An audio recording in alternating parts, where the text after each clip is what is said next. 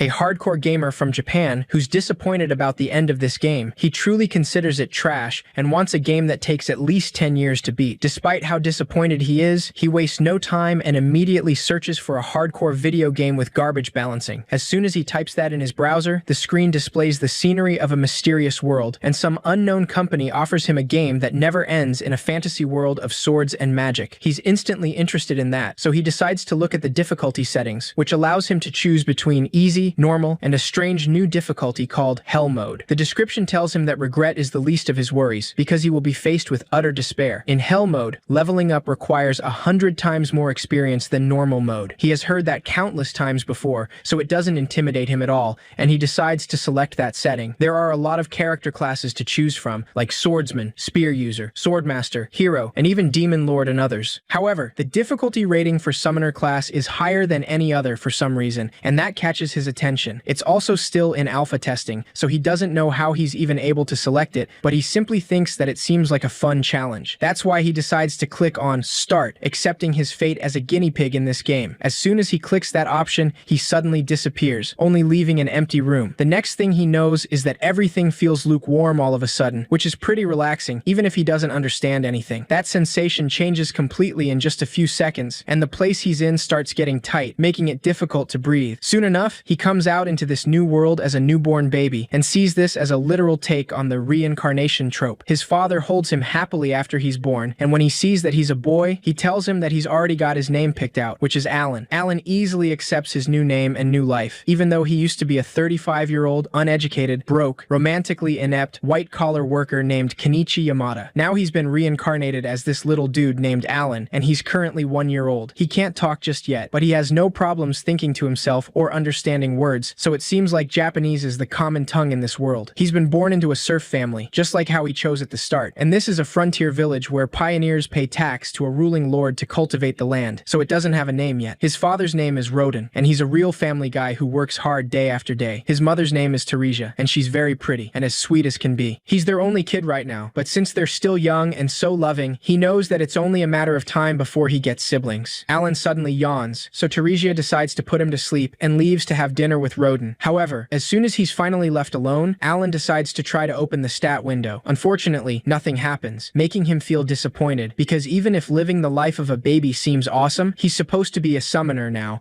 and he wishes he could do something with it. He's lost count of how many times he's tried, and he's slowly starting to lose hope. Alan decides to try one more time, just because, and this time, a bright light appears right above him, suddenly showing him a book. He clearly wasn't expecting that, so he can't hold back the scream that comes out of his throat. That immediately alarms his parents, who come running into the room to see if he's okay. Alan knows that he can't let them see the book, so he quickly makes it disappear and pretends to be asleep. His parents are clearly confused, but they assume that he was just talking in his sleep. Once they're finally gone, Alan sits up and decides to try again, making the book appear in front of him. After a whole year of trying, he can finally see what he was hoping for, and the book shows him his current stats. He's level 1 for now, and his class is Summoner, just as he expected. A page of the book shows him details on his summoning skill, so he learns that Summon and Create have their own skill experience apparently. He assumes that it means they level up the more he uses them, and for now, he has 0 experience of course. Despite this, he already has summons available for creation, though it's limited to insects and beasts right now. Alan notices that he can only access H-level insects and beasts for now, which is truly the bottom of the barrel. The book suddenly shows him another page with a message for him, thanking him for his patronage, and asking him if he's enjoying this isekai world. In the message, the god of creation also apologizes for the delay in delivering his grimoire. Alan simply assumes it's some kind of letter from the administrator, the said god of creation, who's apparently named Elmia. In the letter, Elmia also tells him that since he selected a class still under testing, it took time to finish the appropriate paperwork, and the staff worked hard to finish as soon as they could. Lastly, Elmia warns him that they don't accept any questions or cancellations in regards to class selection. Alan just knows that they still have some hiccups to work out for the summoner class, but he still wants to summon stuff, so he tries summoning an insect. At first, nothing happens at all, so he tries summoning an insect in several ways, getting a little impatient. There are no game FAQs or walkthroughs in this world, so he knows that he has to mess around and figure it out himself. That's when he thinks that he might have to use the Create skill first, and when he does, a card appears right in front of him. His first summoning is a H-rank insect card that has Endurance +1 and Agility +1, which is pretty basic, but he sees it as a great achievement. Alan excitedly tries to summon the insect from the card, but that's when his mother enters the room to check on him. He pretends to be asleep again and decides to keep it quiet for now and save the summoning for tomorrow. The next day, as soon as Teresia leaves him alone so he can take a nap, Alan doesn't waste any more time and tries to summon the insect. The card instantly transforms into a bunch of light particles, and they all gather to form a big grasshopper that jumps at his face. That startles him at first, but after observing the insect, Alan wonders if it will listen to his orders. He asks the insect to approach him, but it simply ignores him and leaves the room, which makes him think that it's just a dumb bug. Alan decides to check the grimoire to see if it can offer some help, and it shows him the grasshopper's stats. He apparently can pick its name as well, so he decides to name it Denka. The grimoire also displays a section for buffs, but he doesn't know what that means exactly. There, he sees that endurance and agility are +1, and soon enough, he realizes that it actually boosts his stats. Alan can't contain his excitement, so he accidentally raises his voice, and Teresia quickly enters the room to check on him. She instantly freaks out when she sees the giant bug in front of him, so she steps on the grasshopper without hesitation, getting rid of his first summoning. After several days of toying around with his skills, Alan eventually moved on to creating a rank H beast. He manages to create a rank H mouse named Mousy, which is as dumb as Denka, but they at least use their ability whenever he says so. It seems this world is crawling with a bunch of powerful monsters, but he knows that he can't beat any with his 2 summonings. He can stock up to 10 summon cards for each creature, and the most important thing is their buffs. For example, by stocking 10 of Mousy's cards, his attack stat goes up by 10. Now he packs enough punch to easily surpass what any regular baby can do. The experience required to level up skills and characters in Hell mode is 100 times the normal, so he still has a long way to go. Before he can continue with his summonings, his father comes back home after a long day of work, and Teresia instantly worries when she sees him covered in blood. Rodin quickly reassures her and explains that it's just blood from a hunt, so he's not hurt at all. Teresia is relieved to hear that, and Rodin excitedly tells Alan that he took down a boar today. Alan knows that his father is a serf, but when fall and winter roll around, he goes monster hunting with the other men of the village. Rodin tells him that it was a great boar, the humongous, and asks him if he wants to see it. Alan gets excited, because it will be his first look at a real monster, so he accepts without hesitation. Rodin carries him on his shoulders and tells him that the neighbors are carving it up now, so they can go check it out now. As Rodin walks, Alan also manages to take a good look at the outside world for the first time. His father shows him a flock of birds, saying that they're alba herons, birds that flock together and head north at this time of the year, signaling the coming of fall. After looking at that type of monster flying up in the sky, Rodin confesses that he named him after the alba heron and explains that for them, the sky is the limit. They can use their wings to fly wherever they want in the world, and that's true freedom. He really thinks that it sounds great, but Teresia totally bit his head off when he told her, and he knows that that's what he gets for naming him after a monster. Rodin continues walking after that, and Alan falls asleep in his arms, but when he opens his eyes again, he's surprised to see the great boar they defeated. His father lets him take a good look up close, and Alan thinks that it's terrifying, because he knows that he couldn't beat such a huge beast. A man named Gerda walks up to them, and lets everyone know that today's heavyweight champion is here. All the men around applaud Rodin for hunting the great boar, though he dismisses it and says that he just got lucky. Gerda knows that he's just being humble, but he changes the subject and notices that he brought his son. Alan politely greets him and introduces himself, which takes Gerda off guard, since he's only a year old. Gerda mentions that his daughter is the same age, but she's nowhere near this civilized. Alan decides to ask him if great boars are strong, and Gerda informs him that they're C-rank monsters. That means that it takes at least 20 guys just to take one down, so they're actually pretty strong. Alan makes sure to remember that information, because it at least gives him a benchmark. 10 months later, Alan is now almost 2 years old, and he has finally reached Summon Level 2 and Create Level 2. With this, he has obtained Expansion Level 1, and the Notes feature of the grimoire has been unlocked. Alan can already feel the gamer adrenaline rush, so he excitedly opens the stats page and sees that he can now create G-rank creature cards. He also gained a skill that fuses summons together, and his card inventory space has doubled, which means he gets double the buffs. Alan already wants to fuse some stuff together, but he doesn't have enough MP, so he decides to eat a lot to recover it. After dinner, he immediately heads to his room to try out this new skill, fusing 2 H-rank Mousy cards. Despite his excitement, nothing happens at all, and the grimoire informs him that he doesn't have enough MP, even though he recovered it to max. Alan then decides to just create a new summon card instead, and tries to create a G-rank beast card. However, he doesn't have enough MP to create a G-rank beast either, so he truly can't fuse or create anything new with his current max MP. By the time he's 3 years old, he already has several cards, including G-rank beasts and insects, and even birds. Alan decides to make a fusion of 2 of his cards, and that scores him a G-rank bird card, so he names it Chappie. When he summons it, the bird flies towards him and lands on his shoulder, so he takes a look at his stats, noticing that the bird has a voice mimic ability. He doesn't know what it means at first, until Chappie repeats his words and tone of voice perfectly. Alan thinks that it's really cool, because that might be good for tricking enemies. He then summons a frog named Hopper and a mole named Molly, 2 G-rank beasts beasts. Alan asks Hopper to use their provoke ability, and the frog starts jumping, making their skin glow, which makes for a great distraction during battle. He then asks Molly to use dig, and the mole instantly starts digging a huge hole in the ground. Alan confirms that Molly could make a ton of pitfall traps, which can be very useful. He knows that the key to becoming a great summoner is knowing all about the various stat buffs of his creatures. There's a lot of depth and complexity, so this is the hardcore gaming he wanted all along. Alan suddenly falls into the hole, and his excitement quickly dies down as he realizes that he's still not fighting monsters anytime soon. The bell rings when it's 3 o'clock, and he already knows what's coming, but he's not excited at all. Gerda's daughter, Krina, looks for him and excitedly invites him to play Dueling Knights, as always. Knowing that he has no choice, Alan comes out of the hole and greets his neighbor, Krina the Fierce. The little girl holds a wooden sword against him, and Alan accepts her challenge to a fair duel. Even though he plays along, this is the opposite of cool to him, and it makes him feel kind of embarrassed. However, he knows that he has to take these play fights with Krina seriously, because she's surprisingly fast and has no mercy when it comes to a sword duel. Alan poured all his creature buffs into agility, and he can barely keep up with her. Krina is so overpowered that she even breaks his wooden sword, but keeps attacking him anyway. By the end of the day, Alan's parents come to his rescue, though it's a little too late. Teresia is apparently already expecting another baby, which is not a surprise for anyone. Once Krina leaves, Alan gets up from the ground, and even after getting beat up by a little girl, he decides to help his mother and carries the vegetables in her hands. Teresia thanks him with a smile, and that night, as they're having dinner as a family, Alan tells his father that he wants to help them harvest the taters since his mother is pregnant. This clearly takes them by surprise, so Alan reassures them, saying that he's strong enough to do it. At any rate, it's safe to say that he has the stamina of a full-grown adult now, but he keeps that information to himself. Teresia tells him that kids like him shouldn't have to work, so he can just continue playing with Krina. Roden agrees, and tells him that he's already been helping them around the house. Alan tries to insist, but his father stands firm on his answer, saying that he'll end up doing it eventually, so he should enjoy life without farm work while he can. Just then, Alan understands that they're basically stuck in the serf class forever, and working the farms is on a different level from house chores. It's really grueling stuff, and he wouldn't wish that on his 3-year-old son either, so he decides to accept his parents' decision. They're both glad to know he understands, and Teresia mentions that she noticed he's been throwing rocks at the tree out back lately. Roden asks him why he's doing that, and Alan explains that he told him there are monsters in the forests outside the house, so he's going to protect his mother from them with rocks. Roden laughs and praises his son for being so brave, but deep down, Alan was just doing that to see if he could learn skills aside from summoning. Teresia smiles and asks him if he'll protect Krina as well, and Alan agrees, though all he can think of is how rough she is when they're playing knights. Roden mentions that they have so much fun playing knights, and he can't wait for his appraisal ceremony. Alan asks him what that is, so his mother explains that when he turns 5 years old, there is a divine ceremony to determine what kind of talent he has. Roden tells him that, with any luck, a good talent will help him break out of serfdom. Alan seems excited to hear that, and by the time winter arrives, he decides to check on Denka. It has been bouncing for so long in the same spot that it even created a hole in the ground. Now Alan knows that he can summon a creature for a whole day without any problems, which is big progress. He suddenly hears Krina's voice and immediately makes his grimoire disappear. Having no choice, he plays knights with her like they usually do, and she's as fierce as always. This time, he tries to match her pace and blocks her attacks, but Krina ends up beating him, like usual. Rodan comes back home after work, so Teresia comes out to greet him when Denka suddenly jumps at her leg, making her panic and fall. Rodan immediately runs to check on her, and even though it was only a little scare, Teresia starts having contractions, which makes it clear that the baby is coming. Krina quickly goes home to tell her mother, while Rodan and Alan prepare everything and take care of Teresia. Alan doesn't know what to do, and it makes him kind of wish that he had played a birthing sim about now. However, it's clear that his father is just as lost as him, even though this is the second time for him. Fortunately, Krina's mother Matilda arrives just in time to help like last time,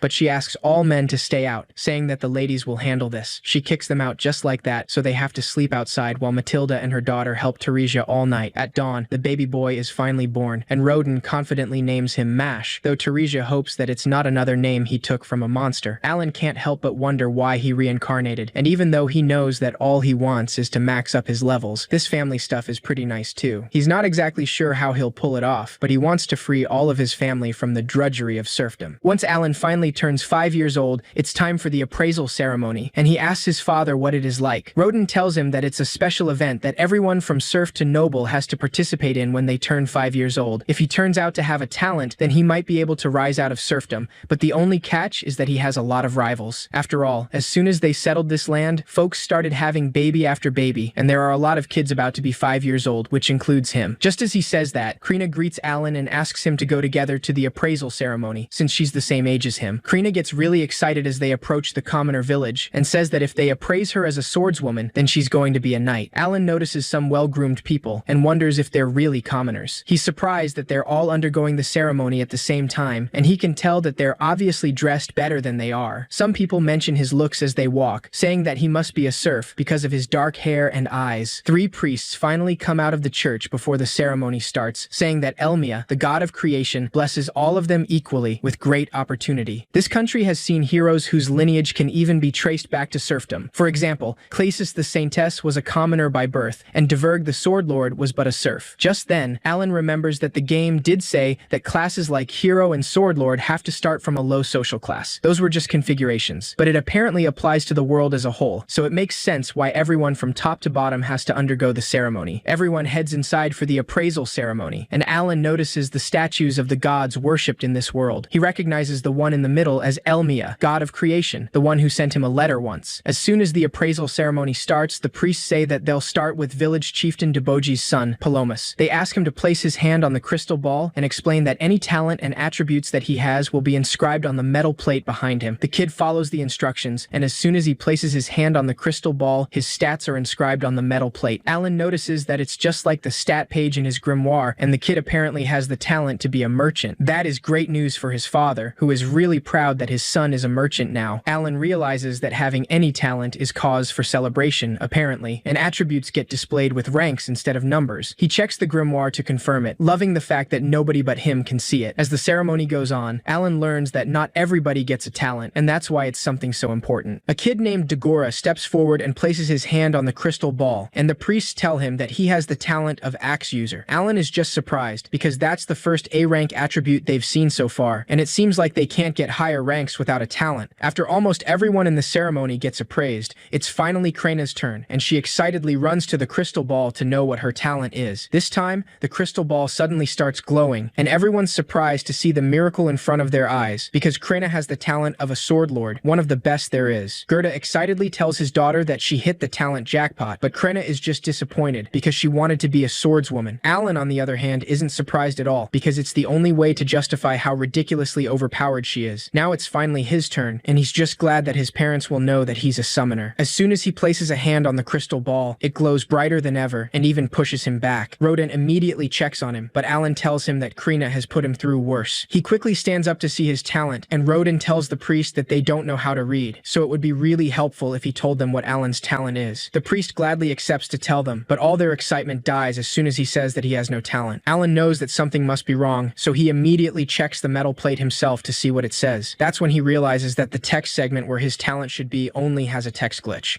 That quickly gets him in a bad mood, and he blames the god of creation for it, saying that he should learn how to debug his game, because now nobody will know that he's a summoner. Even though he has no talent, Rodin takes him back home, where his mother is waiting for him. During dinner, his father tells him that talents don't matter anyway, because he's always going to be their pride and joy. Teresia agrees, and Alan knows that they're so poor they don't even have a bathtub, but he's still happy he was born into this family, regardless, even though he's truly older than all of them. At night, he checks his grimoire and sees that all his attributes are E rank, and realizes that he learned at least one thing today, which is that he's the only one in this world playing on Hell mode. Everyone at the appraisal ceremony was 5 years old, which means they should all be level 1 like him. The rank system probably reflects the amount of growth that they can expect whenever they level up, so he assumes the reason all his attributes are E rank is that his progress in Hell mode is 100th of the norm, and when he takes that into account, his ranks must be showing the same fraction of their actual value. This would make normal people pull their hair out, but he's actually here to put weak sauce games in their place, so he'll spend his life proving that hardcore gaming is where it's at. However, that weird text at the appraisal ceremony was obviously a glitch, so the developers have to fix it. That's why he'll definitely complain, and he'll drown them in a sea of letters because they can't underestimate a gamer who has no life. Time passes by, and one day, Alan notices that his father is acting strange, but his mother tells him that he's been like that ever since he got home late last night. Soon later, they go to Gerda's house to celebrate the fact that Krena is a sword lord now. Krena excitedly tells Alan that sword lord is even better than swordswoman, so now she's going to get even stronger. Alan acts surprised, playing dumb as he says that she already tramples all over him because of how strong she is. Matilda mentions that the chieftain stopped by earlier and gifted them a bottle of celebratory liquor, so she'll let them crack it open. Rodin keeps a resentful attitude and congratulates them, saying that they can enjoy the booze. Gerda answers in the same way, saying that guests drink first in this house. Alan wonders if his father is jealous over the whole sword lord thing, but he knows that Rodin is not that petty petty, so it must be something else. Rodin tries to serve the first drink, but Gerda tells him that he's not drinking anything he pours with that sour look on his face. He asks him to quit being such a buzzkill about this, but Rodin suddenly slams the bottle on the floor and tells him that he's happy for him because Krina has an amazing talent, and that's cause for celebration. Gerda then asks him why he said he was cutting ties with their family, and that information shocks everyone. Rodin reminds him that he doesn't want to do it, but Krina's talent is extraordinary, so she can join the knighthood and serve the country. There's a good chance she can even become nobility, and people like that shouldn't waste their time socializing with serfs. Alan just then realizes that his father is trying to do them a favor they didn't ask for. Rodin insists, saying that Sword Lord is a big deal, but Gerda harshly tells him that that doesn't make a difference. Alan starts getting tired of their fight, so he tells Krina that she should make them settle down. Krina instantly grabs her wooden sword, ready to intervene, but before she can do anything, Matilda and Teresia take control of the situation. Once they finally calm down, Alan asks Matilda if they've always been like that. She tells him that fatherhood has helped them mellow out, but they used to be hotheads who threw punches at each other all the time. Teresia smiles as she remembers the old times and tells him that the four of them are actually childhood friends who grew up in the same village together. Matilda mentions that 10 years ago, word went around about settling a new village, and they decided to join that effort together. They also had a group discussion about working together to build their own houses, and that's why this house has the same design as theirs. Rodin explains that it was easier to just build both houses at the same time, given the labor and supplies needed. Gerda tells them that he's the one who put up the support beams, and Rodin reminds him that he's the one who built the walls and floors. Gerda continues, serving him some liquor and saying that he also did the roofs. Rodin mentions that he hasn't had any since his wedding day, and Gerda tells him that it's the same for him. Both Rodin and Gerda make peace after enjoying some good liquor, and the next day, while they're working, someone informs Gerda that the Order of Knights are coming to see Krina. Right after that, Rodin and Gerda head to the commoner village with their kids, and a lot of people gather around them to see Krina. Alan says that it seems like word about Krina being a sword lord is spreading already. Dagora suddenly approaches him, and Alan recognizes him as the kid from the appraisal ceremony. He can see that he's already flaunting his talent as AB axe user, though he's only carrying a big stick around. Dagora asks him what he's doing, saying that talentless losers have no place here. Before he can say anything, Krina immediately stands up to defend Alan, saying that he's here because he's strong. Dagora doesn't believe her, of course, and reminds her that all of Alan's ranks were E, and he's a serf. Krina tries to bite him, but her father quickly holds her back to control her. The village chieftain informs them that the Order of Knights has arrived, so everyone gets out of the way to let them through. Everyone recognizes the captain, a swordmaster named Xenoph, and Krina is beyond excited to see real knights. It's been 3 years since she and Alan first started playing knights, and now she's meeting the real thing. Krina excitedly introduces herself to the knight captain, and Alan wonders if she will leave the village to become a knight now. Gerda quickly tells Xenoph that his daughter is only 5 years old and hasn't even touched a real sword before, so she wouldn't stand a chance. Xenoph doesn't see what the problem is, because she is still a sword lord in the end, unless he's afraid to admit that he lied, and this is some kind of trick to fool Baron Granville. Gerda nervously denies it, so Xenoph asks the vice captain to proceed without letting him protest. Alan already can tell that something seems wrong, and Xenoph warns them that falsifying the results of the appraisal ceremony is punishable by death, so they must determine whether Krina's talent as sword lord is legitimate. That's why they must now hold a fencing duel. Gerda asks him to have mercy, because his daughter's life is at stake here, but Xenoph tells him that she must fight or they'll execute her and her family on the spot. Alan wasn't expecting something so extreme, and it's clear that it's not fair, so he wonders if these people just lost their minds. Everyone witnessing this is clearly tense and worried, but the moment Krina sees a real sword for the first time, she immediately runs towards it, asking if she can use it. Without hesitation, she takes the huge sword and excitedly challenges the vice captain of the knights to a duel. The vice captain introduces himself as Lebrand and accepts her challenge, easily blocking her first attack. Krina swings her sword without effort, and Dagora is shocked that she can use a sword that is nearly as tall as her. Alan knows that Krina's sword mastery skill should be about level 5 thanks to their daily play fighting, but he doesn't know how much that will actually help her. Lebrand finally decides to counterattack, and Krina barely blocks his sword with hers, making her father panic. She backs off and charges at him again, but Lebrand makes her crash against a wall with a strong kick. Gerda immediately loses it, but the knights hold him back so he can't intervene. Rodin and Alan also can't stand to watch this, so the knights have to hold them down as well. Alan is actually furious because this is obviously too much for a 5-year-old girl, and even if she's a sword lord, adults have the advantage in skill and level. Despite their concern, Krina stands back up even after that, and she now has an intense aura surrounding her. Even the vice captain of the knights feels threatened by that, so he quickly blocks her attacks. However, this time she's so strong that he can't even hold his ground, and realizes that this is an extra skill. Alan stares at the whole thing in awe until Krina finally gives the last blow, breaking Lebrand's sword in two. Just then, Xenoph announces that the duel is is over and asks them to lower their weapons. Krena is surprised that it ended so soon,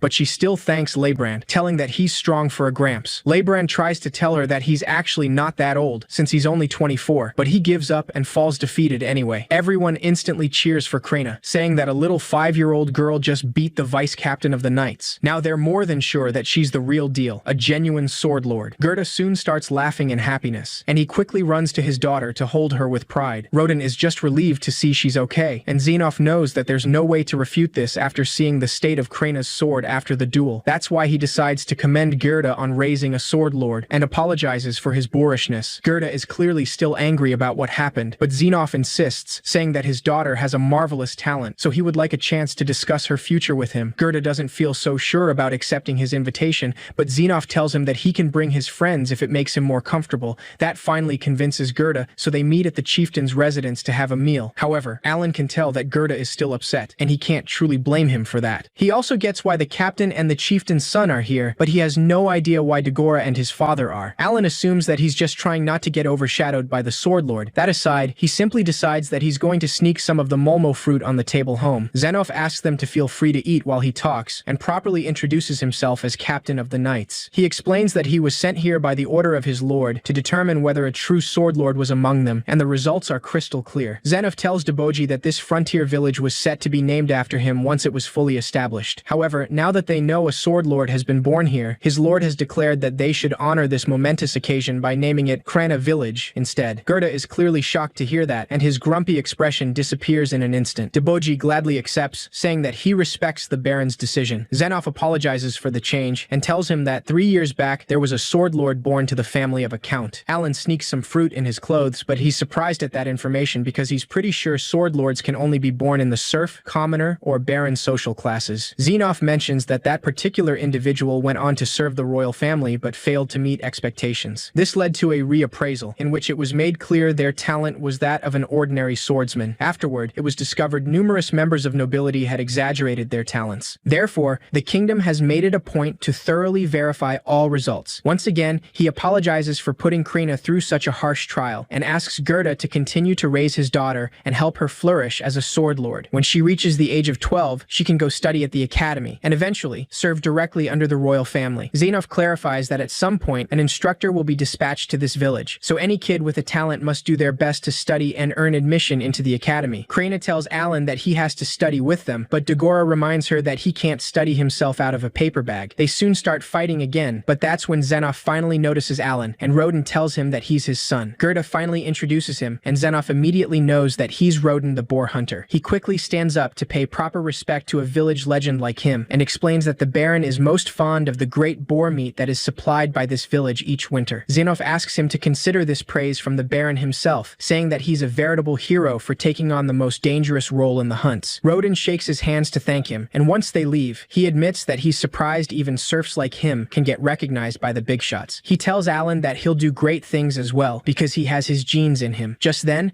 Alan tells him that he snuck out some fruit for his mother and Mash, but his father lets him know that he did the exact same thing, which further proves his point. Time after that, Alan celebrates the fact that he could finally level up his summon skill. He immediately opens the stat page of his grimoire and sees that he now has the enhanced skill, which means he can make his summons stronger. He also unlocked F-rank creatures, which he expected, but he still has to fuse them together to get new ones, like he did with Chappie. Alan is excited to find out what type will be next, and he really wants it to be an intimidating dragon. What's even better, his card inventory went up from 20 to 30, and that means he'll get 1.5 more buffs. It's been 2 whole years since he last leveled up his summon skill, so he'll have to experiment later. At night, Alan offers himself to do the dishes, because Teresia is expecting another baby, and she has to rest. He actually just wants to get these chores out of the way so he can mess around with his new skill. Mash asks Teresia if he's going to have a little brother, but his father clarifies that it might be a brother or a sister. Teresia mentions that it kicks pretty softly, so she gets the feeling it will be a girl this time. Roden says that he has to start thinking up names, but Teresia reminds him that he promised that she gets to name any girls. As Teresia tries to think up a name, Alan notices that his MP is going back to full, so he checks his grimoire and sees a message from Elmea, the god of creation. He accidentally reads the name out loud, and that takes their parents by surprise. Rodan scolds him and warns him that they don't take the Lord's name in vain, and Teresia mentions that he's been acting strange all day. Alan quickly tries to play dumb and blames the developer's bad timing for this. He changes the topic entirely and tells his father that the scar on his arm looks better now. Rodan explains explains that it's because he passed a trial of the gods during today's boar hunt. It's a special moment that happens occasionally when they hunt, which makes them feel a sudden burst of energy that gets rid of all their wounds and exhaustion. Alan acts clueless and excited, but he assumes that that must be how they describe leveling up in this world. Rodin's a battle-hardened veteran at boar hunting, and he can't see his stats, but he bets he must be a pretty high level by now. Even though his summon skill went up, he's still just level 1, and he's never going to gain any experience unless he beats some monsters. However, serfs can't leave the village without permission, and the only exception is for hunting. Alan decides to say that he wishes he could join a hunt, but his father immediately refuses, saying that hunting isn't a game, and it's so dangerous it can cost lives. Alan doesn't argue any further, and that night, he checks the grimoire again to read Elmia's message, though he already knows what it is about, because he sent some pretty toxic complaints already. Just as he expected, they finally fixed the glitchy text from the appraisal ceremony. The message also explains that his stats showing as E rank was due to the slower level ups in Hell mode, but they sent an attachment showing just the raw data. He decides to check that attachment right away and sees that he's S rank for MP and intelligence, which makes sense for a summoner. He has the same amount of S, A, B, and C ranks as Krina, so there's nothing to complain there, since it seems like good value for the effort. Leaving that aside, Alan doesn't waste any more time and decides to experiment. He starts by using Enhance on Denka, and the skill immediately boosts the stats of the creature itself, just like he figured. Apparently, enhancing creatures doesn't affect his buffs, and he decides to see it in person. Alan summons Denka, and he can tell it's boosted from how it looks, even though it's not any bigger. This proves there's more to Summoner than just bringing out the biggest and baddest monsters. He's pretty excited about the whole thing,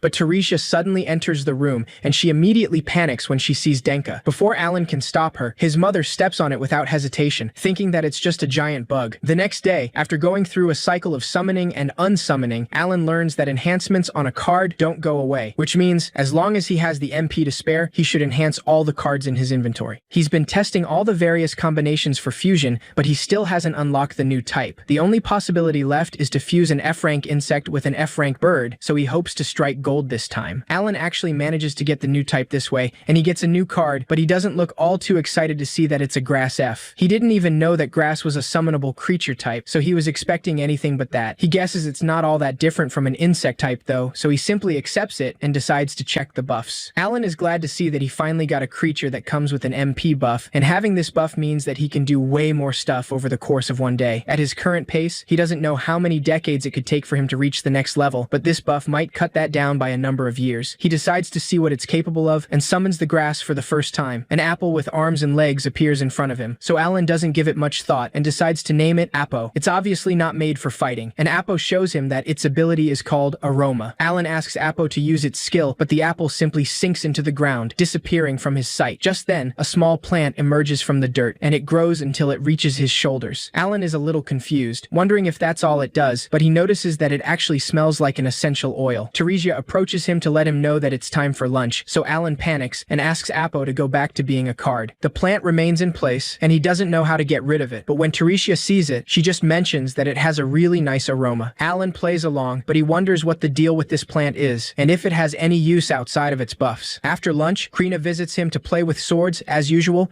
and Alan is quickly defeated, confirming once again that he can't compete with her. However, after winning the first match, Krina mentions that it feels like he got kind of tougher. Alan clearly wasn't expecting that, so he immediately checks his grimoire, seeing that his sword mastery skill is all the way at level 3. Plus, the expansion of his inventory gave him more space to buff his endurance and attack. Alan wonders if that aroma skill from earlier has any effect in battle as well, like giving boosts or something like that. Just then, he remembers that Fido was his first summon with an attack skill called Chomp. He really wants to try it out, but he shouldn't use it on people, so there's nothing he can do about it for now. Later that day, Alan continues throwing rocks at the 3 in the backyard, but he feels like he has thrown more than 20,000 of this at this point, and there's no sign of his skill leveling up. Mash tries to do the same as him, but he clearly doesn't understand the point and sees it as a boring game. Alan asks him to wait a little longer, even though he knows that he already has to look after Mash and help his mother with the chores since she's pregnant. Besides, he should really be focusing on increasing his summon level instead, and this just isn't worth the time it takes, so he might quit practicing his throw skill. However, he hates to think that he's just one toss away from leveling up, and that makes it impossible to quit. Before he can throw another rock, Mash asks him what the trees around the house are. Alan plays dumb and tells him that he doesn't know, but he can't ignore the fact that they practically have a garden now, and they're really taking up space. He figured out a few things out from testing, and it's mainly the fact that Apo's skill, Aroma, can shorten MP recovery time from 6 hours to 5 hours, which enables him to do even more daily activities. It still feels like like he'll never have enough time though. That night, Alan mentions that his father is really late, and Teresia agrees, saying that Roden told her he would be working close by today, so he shouldn't be so late. They hear a commotion outside right then, so they quickly exit the house to see what it is. A group of men carry Roden's injured body under the rain, and Gerda tries to keep him conscious. Teresia panics, and they quickly take him inside, saying that he took a boar fang right to the gut. Alan notices that it looks like they straight up cauterized the wound, and Gerda explains that they managed to keep him alive thanks to a healing herb, a Mueller's flower. Teresia asks him how they even got something so valuable, and Gerda tells her that, as part of their apology for what happened with Krina, the night captain gave him some gold coins. They would have been screwed without those, and the other serfs blame the commoner who was with them for what happened. The loud complaints awaken Mash, who soon starts crying loudly, so the men decide to give them some space. Alan helps Mash calm down, and then asks Gerda what happened exactly, wanting to know if a commoner really is to blame. Gerda tells him that a few days ago, they got summons from the chieftain, who wanted them to let commoners join the boar hunt. Boar hunt is valuable to them, and even though the majority is given to the baron, the leftovers get split between the hunters. Of course, there are times they may trade it for salt, firewood, or other essentials, but it's hard to come by otherwise. In spite of that, no commoner has ever volunteered themselves for a hunt, and it's just too dangerous, since there are casualties every year. Serfs still do it anyway because it's how they make a living, and they don't really have a choice in the matter. Alan asks him how the commoners ended up participating this time. In that case, Gerda tells him it's because they heard talk of a hero among the serfs, because Zenith called Roden a legend in front of everybody. In a way of speaking, that became like an official endorsement, and everyone assumed commoners would be safe to join the hunt as long as Roden was around. Neither Roden nor he was comfortable with amateurs tagging along on the hunt, but they're not in a position to refuse orders from the chieftain. To make matters worse, in the days leading up to the hunt, there were slackers who wouldn't practice seriously because it probably felt like getting taught by serfs was below them. And then came today, the start of the hunt, and they gave the commoners the easiest job, holding the boar's attention. But when the time ultimately came, the commoners panicked at the sight of the great boar and threw their whole strategy out the window. One of the commoners tripped and fell, so Rodin stepped in to save him from the boar, but his stomach got pierced in the process. Fortunately, they managed to slay the boar, so he'll bring Rodin's share of meat tomorrow. Before leaving, Gerda asks Teresia and Alan to stay strong for Rodin because it'll take him a while to recover. Alan is left feeling like a loser because he hasn't even been trying to help. He decides to remain by Teresia's side all night, taking care of Rodin all the time. In the early morning, Rodin suddenly wakes up, agitated, so Teresia immediately hugs him, glad to see he's awake. Mash also runs to hug his father, and Alan simply observes them, wondering what he's been doing with himself. He's been totally preoccupied with powering himself up, but there isn't any good in power without purpose. This isn't a game for these people, and they're doing everything they can to survive in this harsh world. He has a little brother to protect, and another sibling on the way. Just then, Gerda comes back to bring Rodin's share of meat, as promised, and he's glad to see he's already awake. Rodin tells him that he's still in bad shape, but Gerda asks him not to worry, saying that they're going to make sure his family is well taken care of over the winter. Alan asks his father to rest up and let him take over, and promises that he will keep their family safe. Everyone's surprised by his determination, but Alan decides to prove his words with actions. He works around carrying heavy stuff, which highly surprises the other serfs. Alan has decided that it's time for him to drop the act, because this village already has an up-and-coming hero named Krina, so it's no problem even if a talentless serf like him draws a little attention. That's why he decided to pour every buff into his physical stats, so he ditched all of the MP ones, because family comes first. Teresia thanks him for bringing water, saying that it must have been really heavy to carry. Alan dismisses it and tells her that he's going to help harvest potatoes this afternoon, because Gerda said he would teach him how. Just as promised, Gerda teaches him how to harvest potatoes later that day, and Alan surprises him with his strength. Gerda admits that he's even stronger than he thought, and Alan assures him that he got it from his father. By the time they're done, Alan complains that the Baron gets dibs on more than half of the potatoes after all the work it took to harvest them. They're still going to need some other things to survive the winter, so being a serf surely is rough. Just then, the chieftain suddenly shows up with a fruit offering, saying that he heard that Rodin was back on the mend. Teresia politely thanks him for his generosity, and the commoner at fault for the incident quickly apologizes, saying that it was all his fault, so he hopes they can accept his sincerest apologies. Alan glares at him, because an apology isn't going to fix anything, but Rodin easily forgives him and asks him to be more careful next time if he wants to keep hunting. The commoner takes his advice to heart, and Alan is impressed to see how magnanimous his father is. On the other hand, Teresia remains firm and warns the commoner that his mistake nearly cost her husband his life. She reminds him that everyone has a family to go back to, no matter what their social class is, so he must keep that in mind. The commoner recognizes his mistake and accepts her words, but before he can say anything, the other serfs show up to see Rodin, and some of them even ask him to go on another hunt. They know it's still too soon for that though, so they let him know that their wives put together a care package for him. Teresia finally smiles and asks them to take it easy, because Rodin is still recovering. recovering, Alan is simply impressed, realizing that he has the best parents in all of Japan, or whatever this world is. He can't possibly stay behind, so the next day, Alan decides to create a vast area for himself to experiment. Once it is finally ready, he summons Hopper, and a bunch of colored frogs jump at his face one by one. For the second step, he sets up several traps and hides nearby, making sure he's not visible. Once this is done, Alan asks the frogs to use their provoke skill, and they start jumping around the traps while changing colors. Alan knows that this is the most cliché trap ever, but as long as it scores him about 50 ducks or wild birds, then his family can survive the winter. He patiently waits for his plan to work,